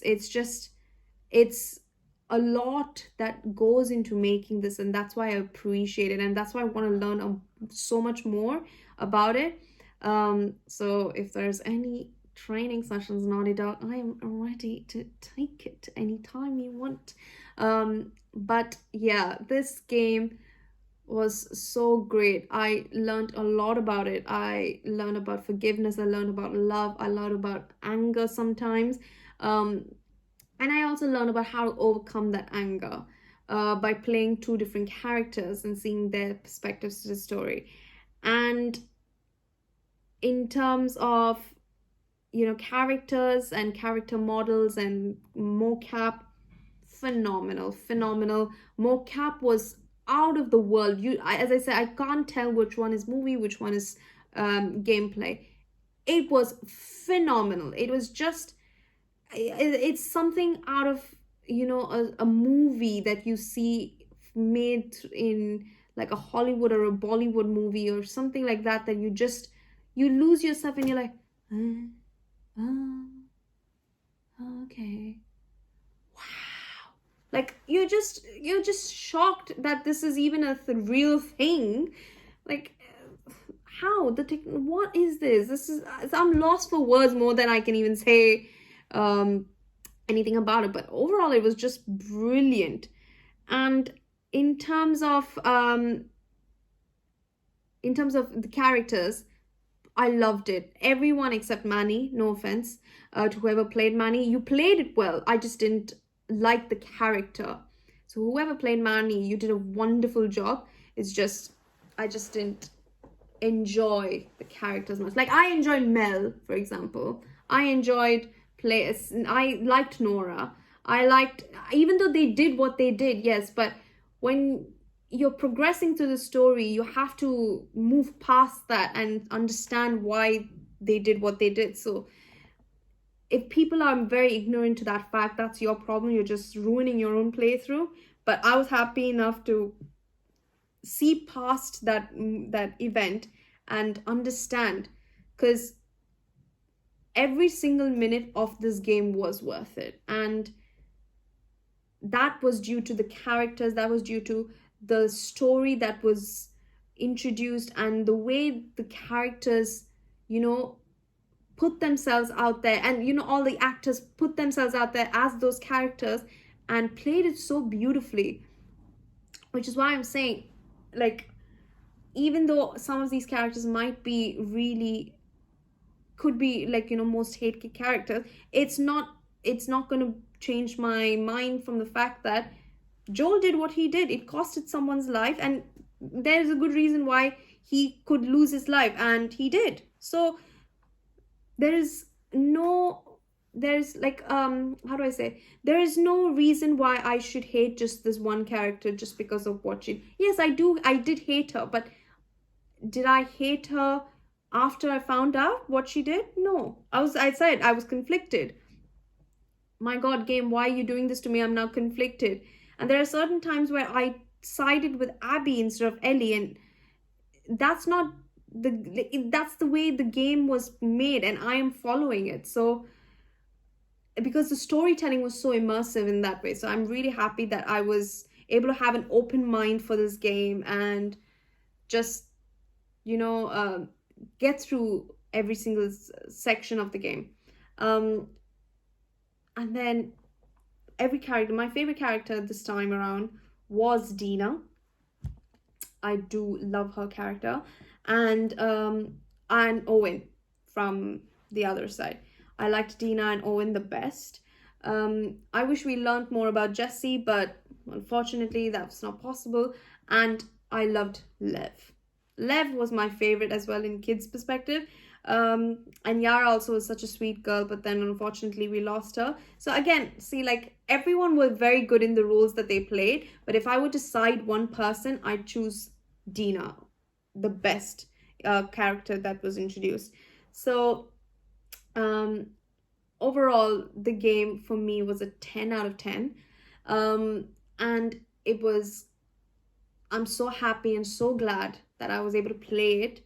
And I am really thankful for, Naughty Dog for making this game. I am so sorry for whatever is happening right now in terms of, the way, I'm so sorry of the way it was leaked. I'm so sorry for the way, you put in your heart and soul to something, to certain project, and to see it just up in flames just like that.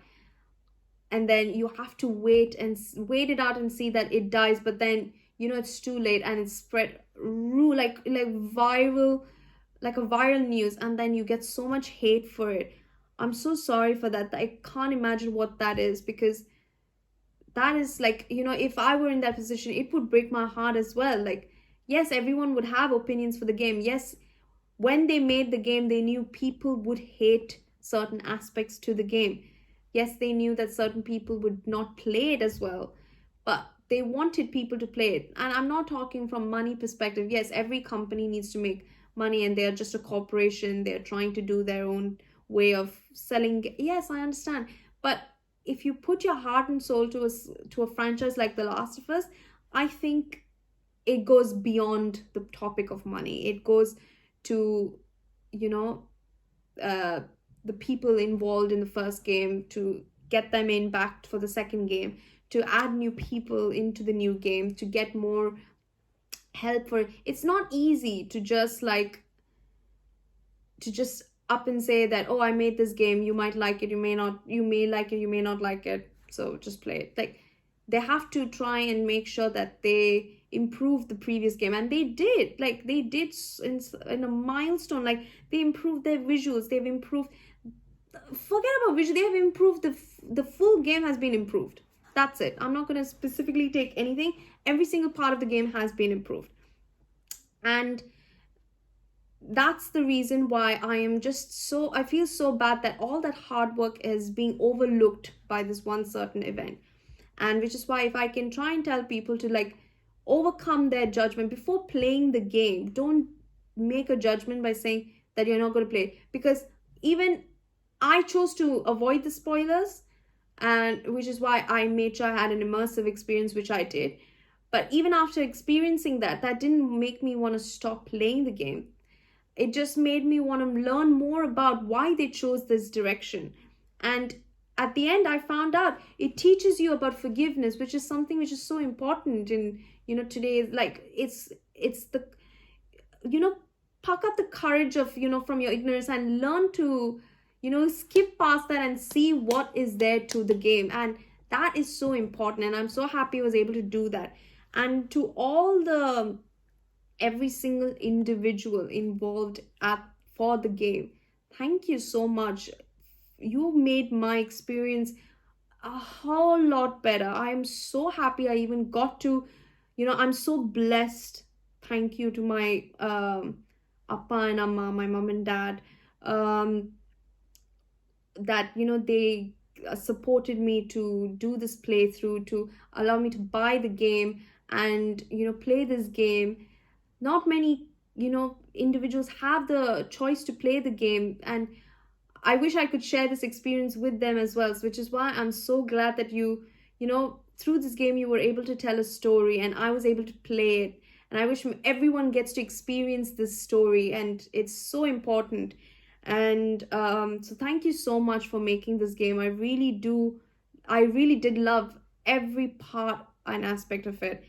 And to specifically Laura Bailey right now, for facing these threats that you are, I'm so sorry. This is like a group of people who have no life and need to get a life, because they need to understand there is something bigger than, sending such threats. And if they can't skip past that, that's their low life. That they are, it just shows how small of a person they are. And for that, I am so sorry. You played the character wonderfully as Abby, and you did such great justice to her, and for which made me love the character a bit more, and respect the decisions that she took to get where she was. So, and this is only for Laura Bailey, because of what the threats you have, but otherwise, for every single one of you, Troy Baker, Ashley Johnson, of course, Laura Bailey, Shannon Woodward, Victoria Grace, and I'm so sorry, I don't know the name for Ian, Lev. I think it's Ian, but all of you and all the other characters who played, say, Nora, who played Mel, Ashley Birch, thank you so much for bringing these characters to life. You honestly made me so emotional from start to finish, and I could not stop crying, which just shows that from my perspective, if I cry a lot, it means I love it. That's my weird way of expressing emotions, but I loved every single moment of it. And to Hallie Gross and Neil Druckmann, thank you so much for developing the game and writing this game. This was an experience. It was a well deserved and well waited experience. I am happy I waited for this. I'm happy this game was brought to life, and I'm happy you took your time to make sure every single segment of the game was perfectly made, so that we could enjoy it, because I enjoyed it, and thank you so much for that. I really do hope we get to see more from The Last of Us. I really want to know what happens with Ellie and Abby. I hope their story does not end there. I hope we get to see a bit more closure. But otherwise, thank you so much to every single person, every single individual involved in making The Last of Us one of the truly emotional yet outstanding experience for me. And since this was my first playthrough, I really hope you guys have a look at it, check it out. I would love to get some inputs on how well I can prepare my future gameplays. I really love to do story-based games a bit more, so I will definitely record those kinds of games more on my channel. But if you guys are watching, thank you. it would be an honor to meet all of you one day. But until then, I hope you all are safe, and I hope all of your families are safe from the virus. Please take care, and please stop hatred. Like, learn to love a bit more, learn to have an open heart, learn to be a bit more positive, and always make sure you remember that everything has a moment to pass. Like, it will all pass. And this is a game with a fictional story that did affect so many people, but don't take it to heart so seriously. Like, it's just it don't let that, turn into hate towards these actors who have done just nothing but a brilliant job. So to every one of you, thank you so much. I'm really glad that I was able to do this. And to Appa and Amma, my mom and dad, thank you so much for allowing me to play my first game um, for my channel, which was The Last of Us. Thank you all so much for allowing me to, for supporting me and allowing me to play the game, of course, and to making sure that you're always commenting on my channel. Thank you very much. But I hope you like this review. Overall, The Last of Us Part 2 is a must play. You have to play the game. Even though you watch playthroughs, you have to play the game for yourself to get the experience and to immerse yourself in the world of a post-apocalyptic life. So until then, thank you so much for everything, and I hope you all are safe and sound. Love, and of course more to come on this channel. Thank you. Bye.